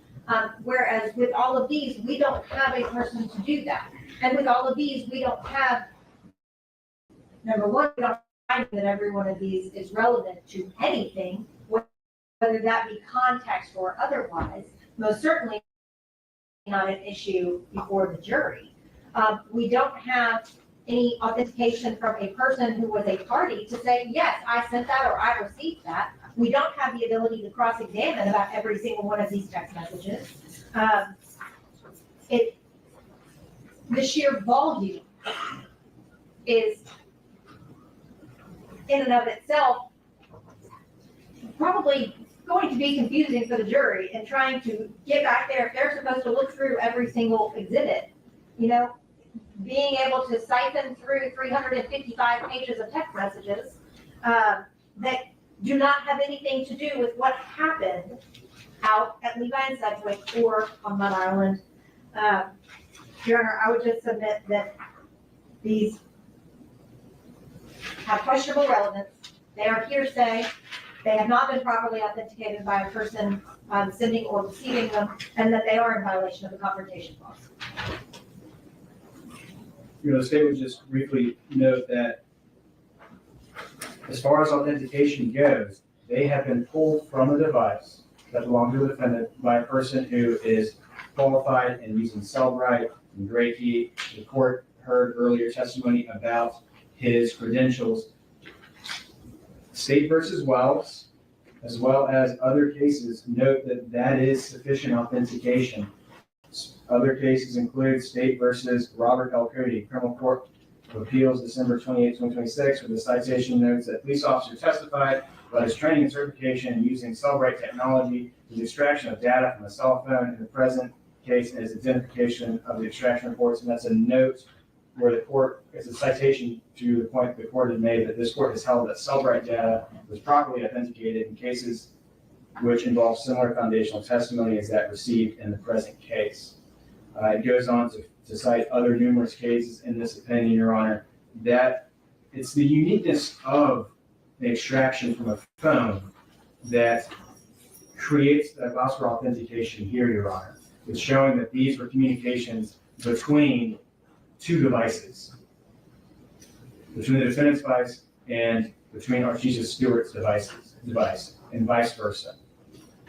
Your Honor, as to, that is sufficient authentication, service submitted as sufficient authentication under Tennessee law. As to the issues of hearsay, it does go to show motive, state of mind, intent. It shows the defendant's state of mind at the time surrounding the homicide. It adds context to what he was doing, potentially gives jury context as to what his state of mind may have been. The state would also further note that prior to this trial, and these were provided in discovery a while back, but prior to this trial, this was given to defense as a potential exhibit. So that way defense could have a chance to take a look at it, and we could talk about any objections that were had. That was gonna be my next question, because you bring up the volume of the text. You received these well before trial, because this is not Mr. Isabelle's first setting, correct? I received this set on Friday. The state would note this set comes from a phone extraction that you received over a year ago, and that they have an expert specifically hired to review cases as well. The state highlighted specific date ranges. Second, you're not offering this for the purposes of a hearsay issue. You're offering this not to prove the truth of the matter asserted, correct? Your Honor. You've had these documents, and now he's trying to enter them. Massey? The relevant time period is January 31st, which I believe the testimony has shown that there was some sort of interaction between Ms. Stewart and Mr. Isabelle at a local park. That was the beginning of the life of Kennedy, January 31st, 2022. And you're asking to enter from January 31st, 2022 to February 2nd, 2022. At what time? I think the text messages end at 4 a.m. 2 a.m. I don't recall off the top of my head. I'm a bit, with that. But I think that's start on the 30th, not the 31st, just for this on the record. It's So what causes me to pause is what's contained in these, because there was a state of mind issue, and there was I believe Mr. Massey on cross was speaking to Ms. Stewart about the nature of the relationship, the fact that they wanted to be married, what was happening in that date and that time surrounding this incident, even after she left the second Dixie Queen and showed up at her house, and how anxious he was when he jumped in the car. He talked about, Mr. Massey specifically brought up, was it Exhibit 82? Yeah. Exhibit 82 was the text, and Mr. Massey showed the first green portion, and then the state of Tennessee on redirect brought up the blue portion that said there was did she say just take care of your kids, Brandon? yes, Your Honor. Right, see, I was paying attention. What I think, and what I took from Mr. Massey's cross of Ms. Stewart was his attempt successfully to show that this was a loving, meaningful relationship to all involved, whether it be cookie wifey or putting my husband as listed. I'm allowing these text messages in. I think they are properly authenticated by someone that we've already qualified as an expert, given his AA, BA, and the master's, and your 5 weeks of training, not to mention your NCFI history, correct? I'll allow it. Recess. What's that, the recess? Thank you, Your Honor.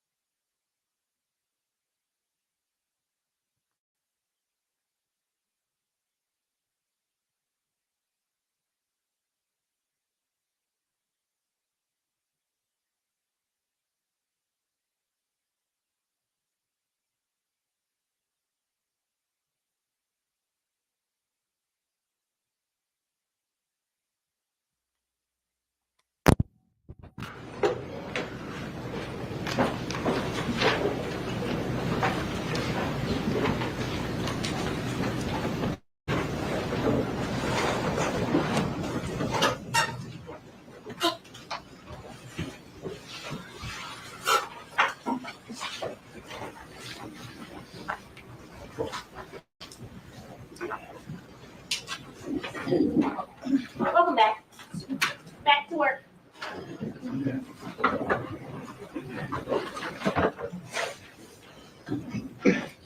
Special Agent Garner, before the break, we were talking about text messages between Brandon and Isabel and Artesia Stewart. Yes. This next slide is this, what are we looking at here? This just shows that the conversation participants being wifey, very difficult to see right there, but wifey and Brandon Isabel. Is it kind of an example of how the text conversation looks out when they're printed out or on the screen and Celebrate? This is exactly what we see when we're looking at Celebrate in what's called the conversation view. So you can see one party on the left, wifey, and then the second party on the right, just the Brandon Isabel.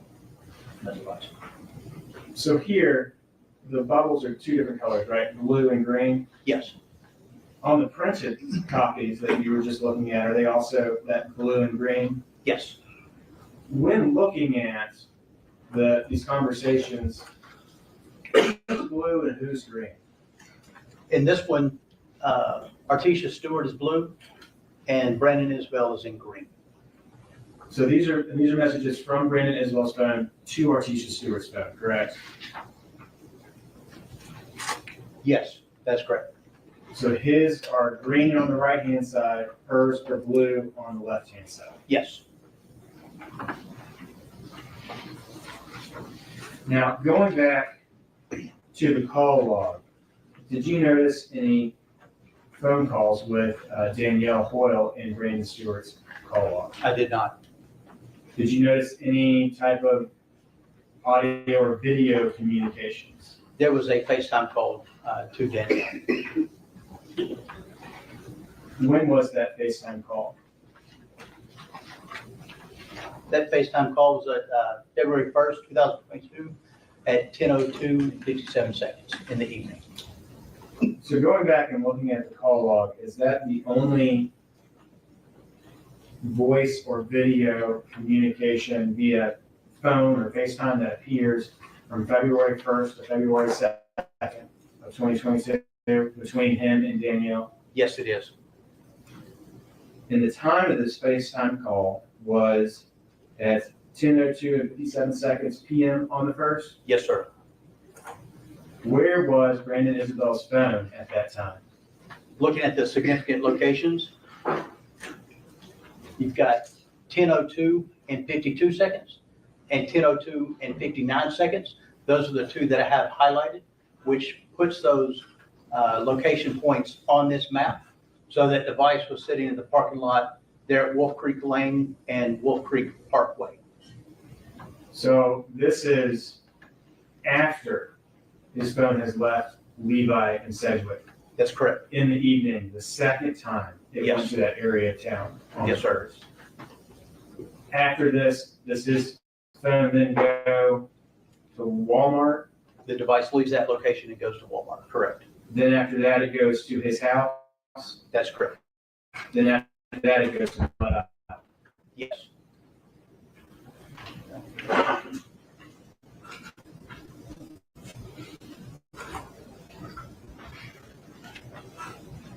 Did you also look at message communications between Brandon, Isabel, and Danielle Hoyle? I did, yes. What type of message communications were there on his phone between him and Danielle? There were Facebook messages and what's called native messaging. So it's iPhone to iPhone, would be the iMessage. Is that what we colloquially would call text messages? Yes. But in this case, probably iMessages. Yes, that's correct. You are requesting permission to pass a document to the witness. Go ahead, please.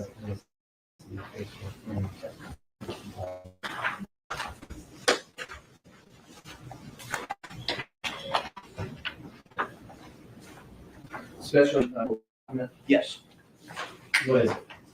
So this is another specialized report from the Cellbrite Reader Report, and it just contains the conversations from the Facebook Messenger and the native messaging that we just spoke about. So Now, the Facebook, let me back up. So this time you're going to say it as the be marked as exhibit number 119. Hearing no objection, No objection. thank you.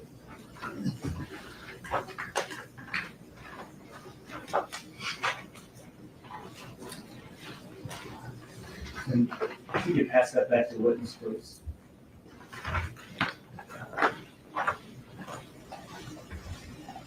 Now, same thing as we were talking about before with the color of the different text bubbles.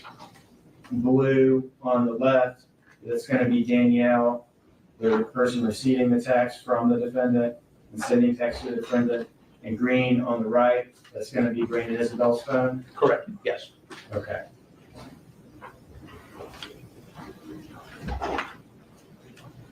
That's it. 1 second.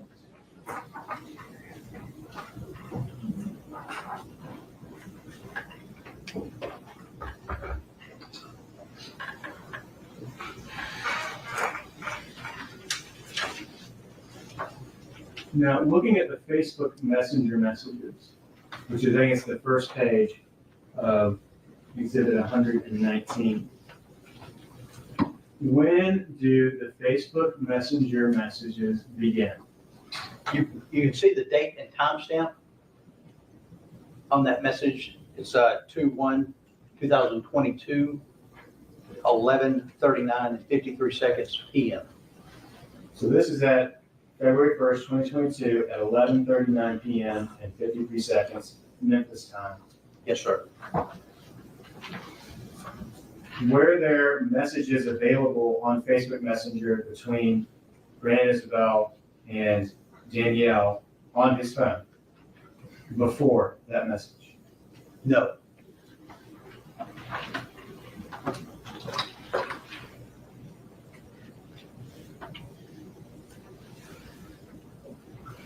And Special Agent Garner, would you please, we'll read these messages. If you will read the defendant's portion, and I will read Danielle's portion. Okay.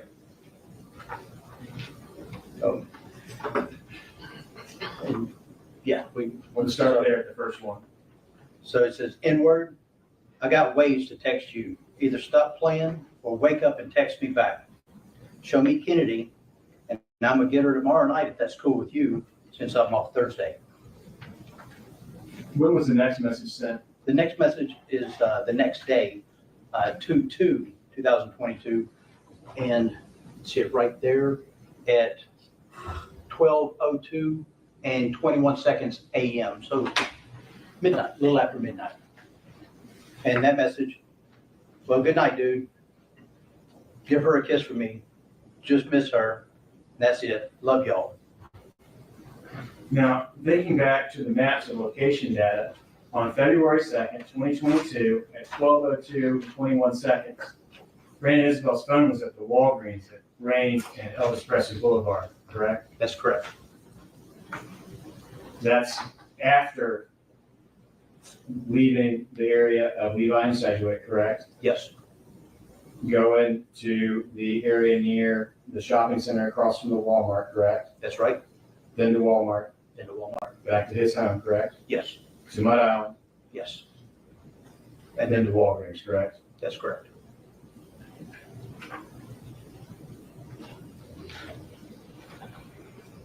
Now, this next message is from Danielle's Facebook page, correct? Or Messenger profile. Yes, And that's at February 2nd, 2022 at 12:12 and 50 seconds, correct? yes, that's correct. And that says, we looking for Danielle and the baby, correct? Yes. And at 12:13 and 20 seconds AM, he replied, huh? What? Who is this? Then 12:13, 55 seconds, 3 question marks, and 12:14, 07. Can y'all stop playing? And then at 12:15, 56 seconds on the second, from Danielle's account, it states, this her brother, call my phone, 338-2899, correct? That's right.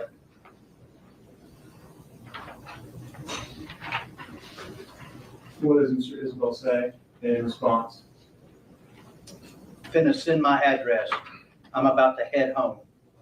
And then he sent, and that was at 12:32 a.m. on 2/2. And then at 12:38 and 46 seconds, he sent 8702 Lathbury Place North. And that's the end of the Facebook Messenger messages that were available on the defendant's phone, correct? That is correct. There were also native or text messages available on the phone too, Yes. correct, between him and Danielle? Direct your attention to February 1st in the morning. Fine.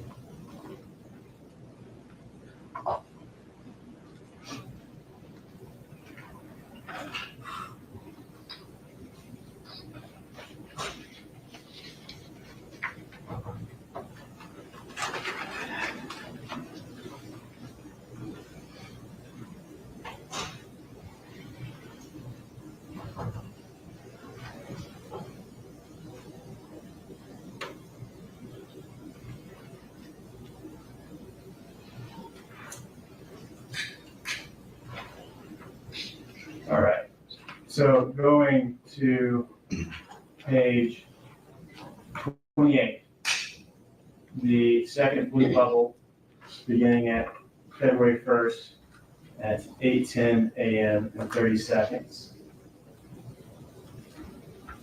Danielle texted Brandon Isabelle, correct? That's correct. And she stated, she peed on the nurse, glad it was them and not me. What did Mr. Isabelle say in response? At 8:20 and 56 seconds on that same day, he replied, tough.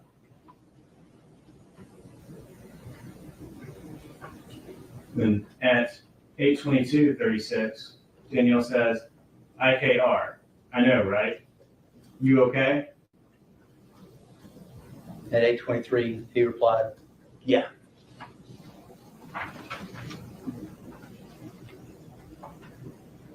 At 8:23:53 seconds, Danielle said, okay, ... Happy birthday again, little dude. And at 8:26 and 11 seconds, he replied, thank you. At 8:29:27 seconds, Danielle, I love you. Thank you for being here, Brandon. And at 8:30, 5 seconds, he said, no problem.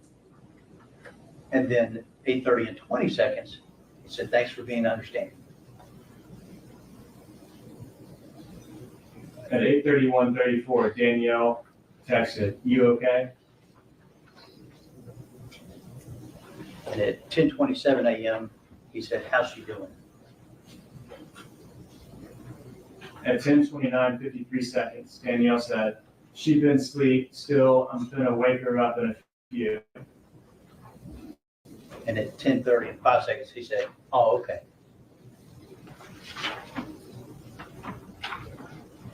At 10:30, 24 seconds, she said, how's Kingston? At 10:30 and 38 seconds, he said, he good, in recovery right now. At 10:31 and 8 seconds, okay, long as he's good. At 10:53:54 seconds, Danielle texted, she waking up now, can I give her a bath? And in immediate response, 10:53:54, okay. And then at 11:21 and 20 seconds, he loved an image. Now, pausing here for a second. What does it mean when you see loved an image in a text message like that? So with iMessage and RSC and Android, when you get an image or a text message in that you can respond to, you can press and hold that image, and it brings up icons, emojis that you can select and kind of as a quick reply to a message. And that's what we see right here. So is that kind of like the heart emoji, the thumbs up emoji, the thumbs down exclamation points Yes, sir. that you people see responding to messages with and text Yes, sir. on an iPhone? So when you see loved an image, but there's no images in this chain of messages, what does that mean to you? There was a picture here that's been deleted. So Objection, Your Honor. I can handle it across.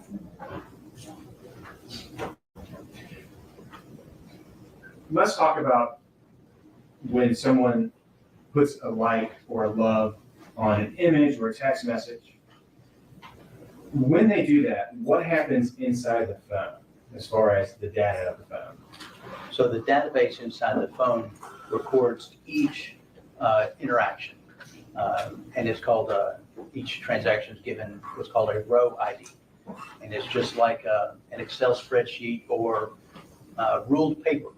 And each number is used one time. And if that transaction is removed or deleted, that number is deleted, but that number is never reused. So in that database, you will see row IDs. And if there's something that's been removed, the row ID will not be sequential. It will jump around. And it will be ever increasing, but it will never, if there's something removed, it won't be sequential. It won't be 1, 2, 3, 4, 5, 1, 3, 5, 7. So what numbers removed? It's possible to delete like a text or a picture from just the user's end of a phone, correct? Yes, sir, absolutely. Can you delete one of the emoticons like this where you like an image or love an image or emphasize an image on the user-facing end of the phone? So on the user-facing, when you remove the image or whatever was reacted to, it appears that the emoticon or the reaction is removed as well.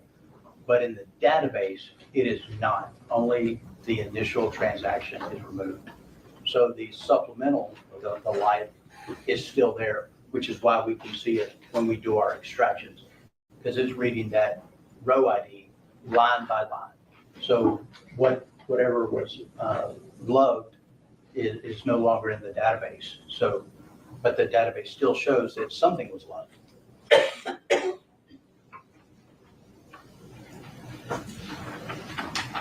And that loved an image, what time is that showing in the phone?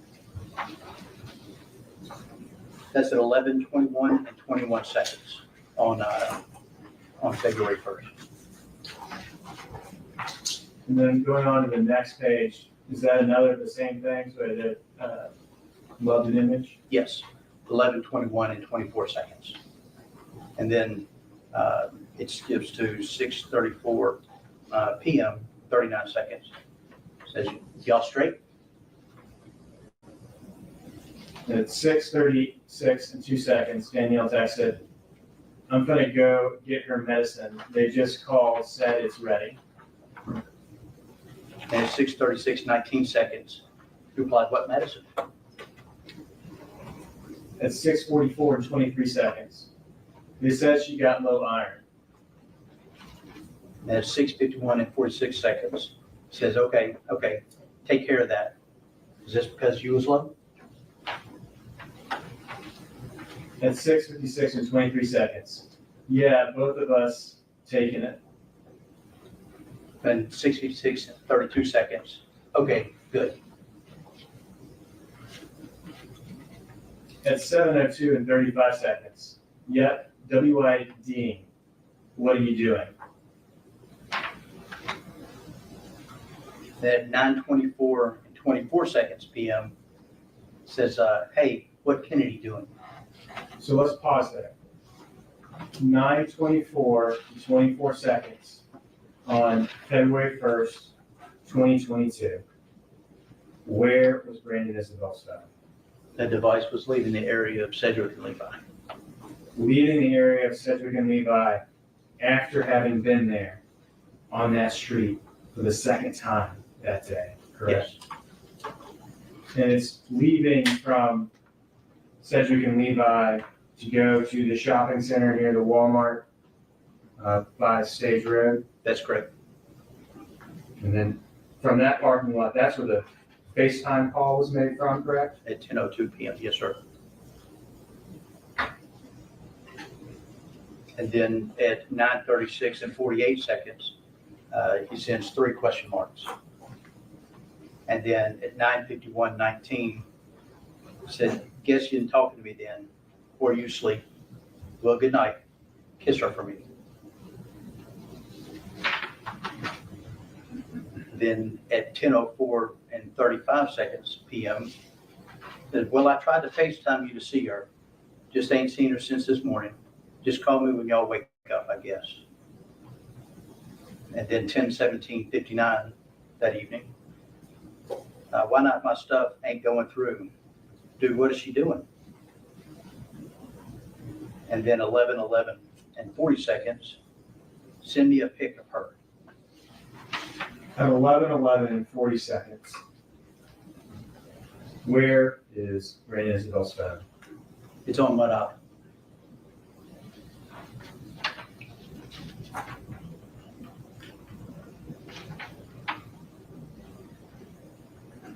And then at 12:02:49 on February 2nd, 2022. Well, good night, dude. Give her a kiss for me. Just miss her. That's all. Love y'all. 12:02 and 49 seconds. Is that while he's at the Walgreens at Elvis Presley and Reigns? Yes.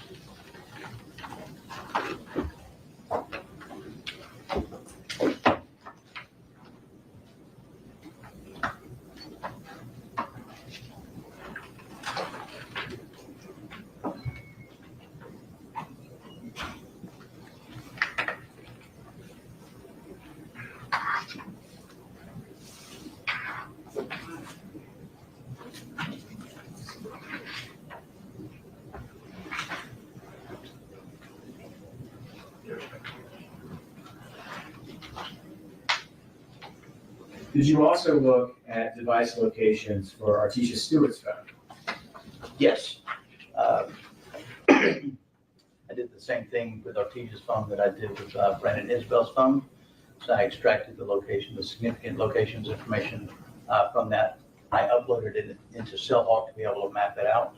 And I did it from 9:30 PM to 11:30 PM on February 1st, 2022. What does that data show you? So this is the route overview. The green triangle is where the device started. It heads northbound to north downtown Memphis to the red octagon there. So looking at 9:30 PM, where is Artesia's phone? So from 9:30 PM to 10:03 PM, the device was in an address on Stacy Road, and here just north of of Pickett Road, and just east of Neely, Pickett Neely. And there were 84 locations that were mapped at that time. And in this version, it looks like the points are the actual timestamps that are written on in the place of the points. Yes. So at 10:03 PM, what direction did Artesia Stewart's device go? So at 10:03, the device heads from South Memphis to the north part of downtown Memphis, to an address on North 2nd Street.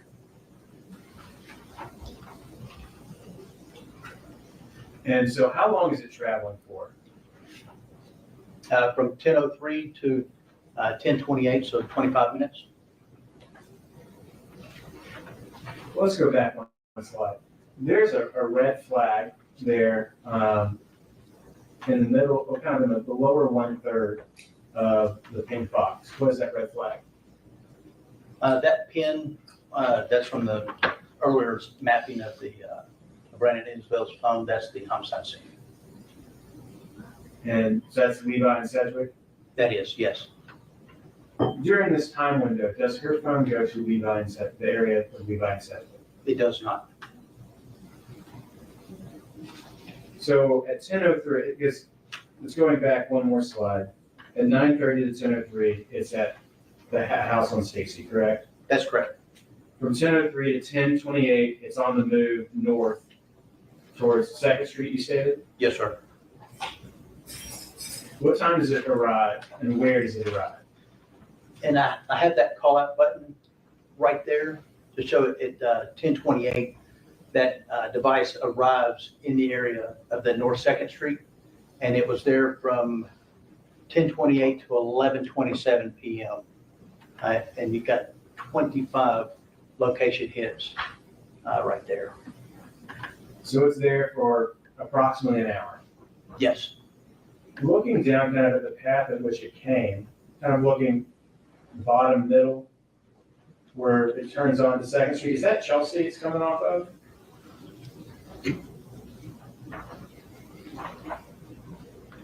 no, that is North Second Street, and that intersection, that, I don't know, I can't see the street name. It's obscured.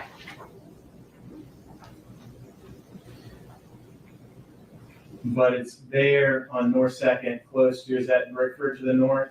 That is Brickford right there to the north of it, yes.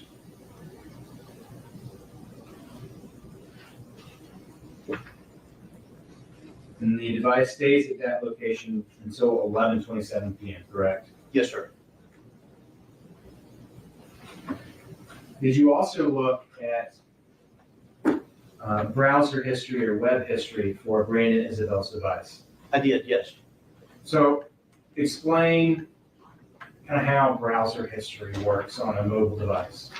So just like the database for text messages and calls, the web browsers each have their own database. So whether you're using Chrome or Safari or Opera or Firefox, whatever, they each have their own isolated database. And we can use our software to kind of what's called parse out that database and read it and make it human readable. And for this one, it was the Safari database history. I have that right there. So we used the history.db from the Safari. Which is that Apple's browser that comes preloaded on Yes. iPhones? That is Apple's native browser. Now, can you delete browsing history on a phone? Yes, Can you sometimes still see history, browsing history that's been deleted on a phone? yes, it would depend.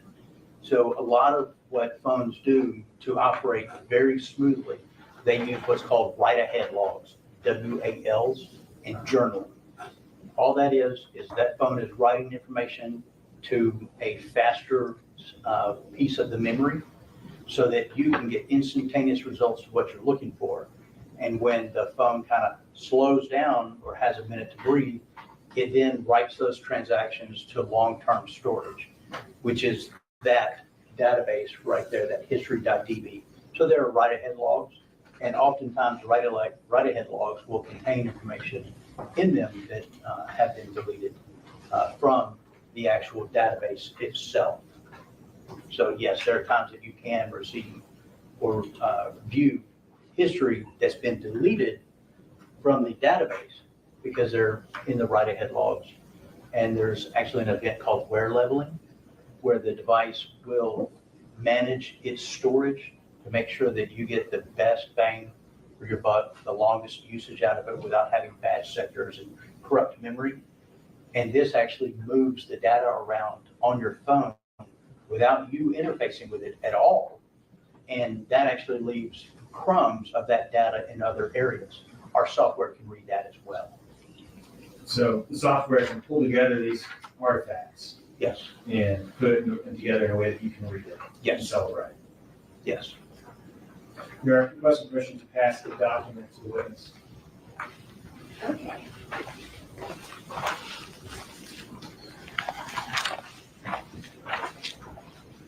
Special Agent Garner, do you recognize that document? Yes. What is it? This is another report run from the UFDR. It just contains the web history from Brandon Isabel's phone. Now, we'll pause for a second. Your Honor, this time requesting it be marked as exhibit number 120. Yes, sir. And then for you pass back to the witness, please.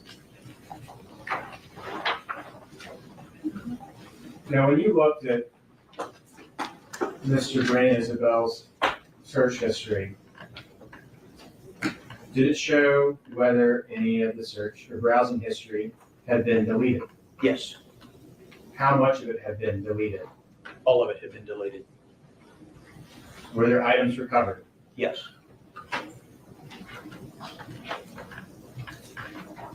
I'd like to direct your attention to the first 3 browsing history entries as they appear on the list.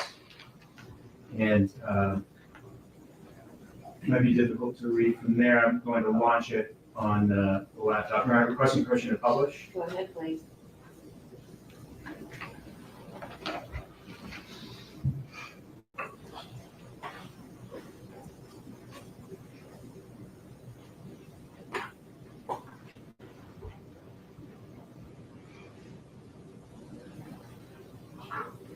What is item 1?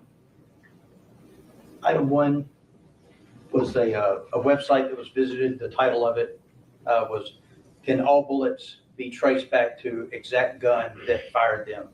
And the website that was queried was Quora. When was the last date and time that was visited? That was last visited, it's column right here, on January 30th, 2022 at 5:42 and 54 seconds PM Central Time. Was that piece of browser history deleted? Yes. And the software will actually tell us, just in red, was it deleted? Yes. What about number 2? Number 2, the title was, can you tell what gun a bullet came from? And that was a Google search. Going back to your PowerPoint.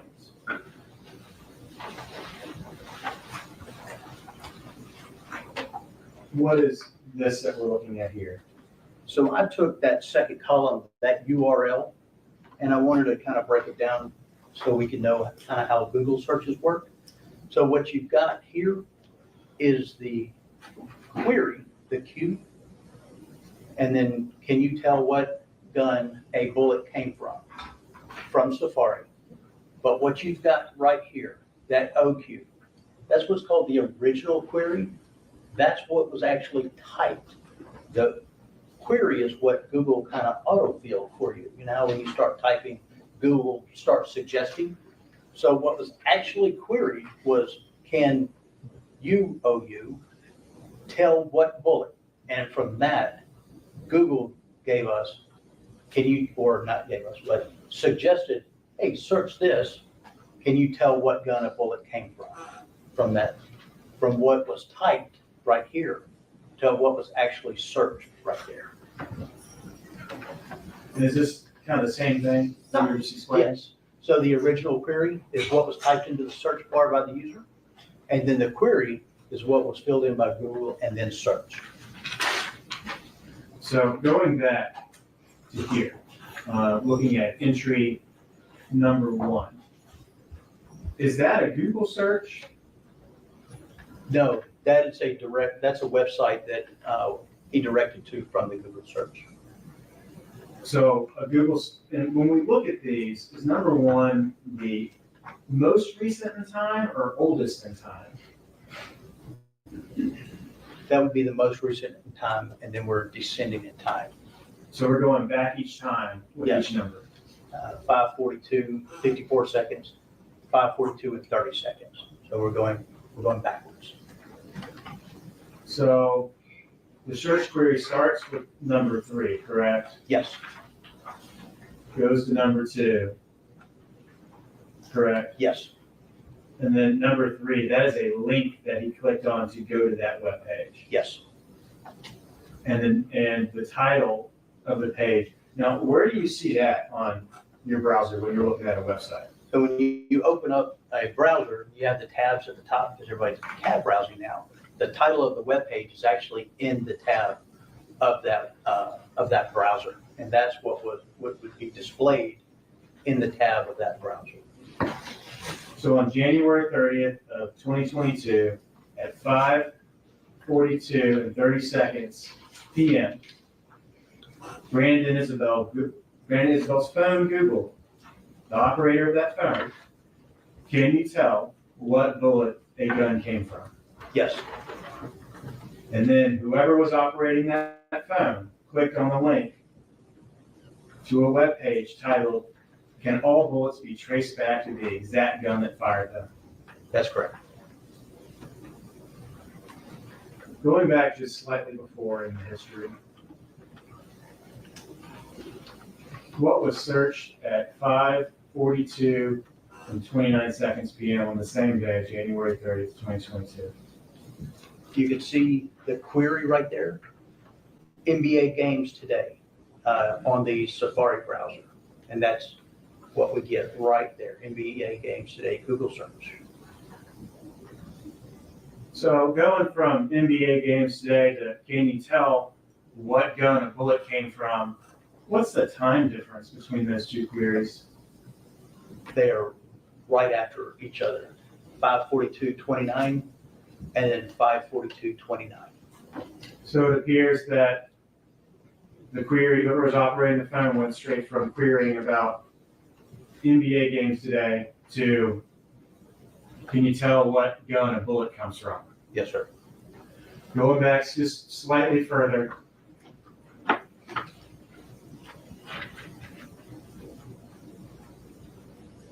January 30th, 2022 at 12:14 and 18 seconds AM. What web page is Mr. Isabelle's phone on? We're on the jared.com webpage, and it's actually at the cart of that webpage. You see the cart page for Jared. Jared.com as in the jeweler? Yes.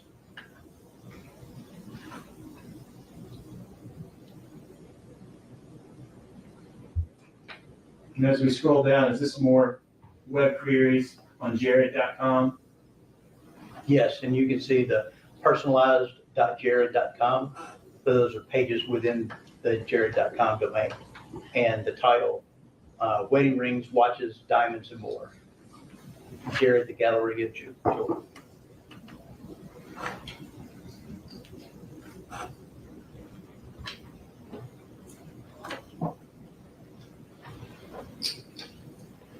Directing your attention to number 39.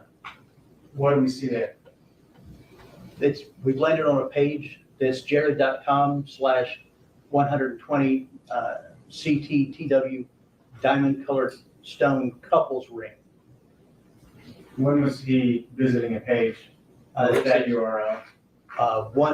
January 30th, 2022 at 12:11 and 57 seconds AM. So the queries and web page visits to Jared, searching for what NBA games are on today. And can you tell what bullet a gun comes from? All that on January 30th of 2022. Yes, sir. State with passive limits. Please approach. Pardon me. Wake up.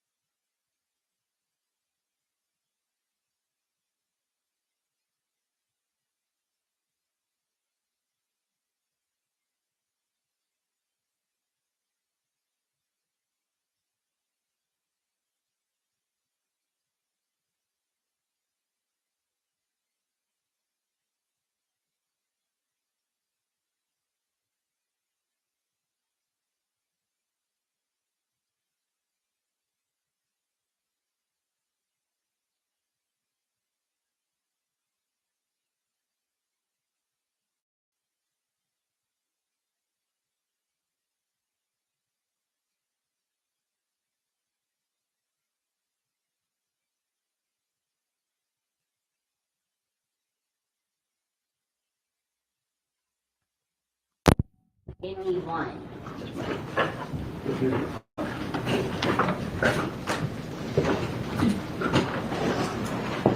You've heard this so many times before. I mean, you get so excited when I say it. Now it seems like we're at a good breaking point. Go enjoy your evening. Right. No discussion of anything we learned today. Just sit back, relax, and enjoy. We're gonna do a modified schedule tomorrow. For those of you who like to sleep in, you'll get an extra hour.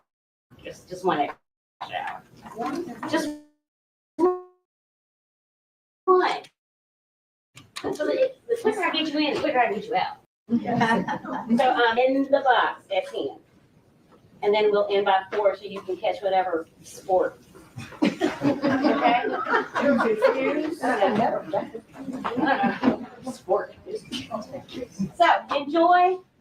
Dinner will be served shortly. I should have told you to find a gym friend. What is? No one. Where's Johnson?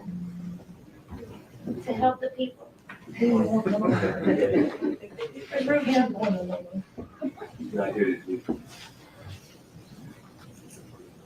All right, so you heard my directives.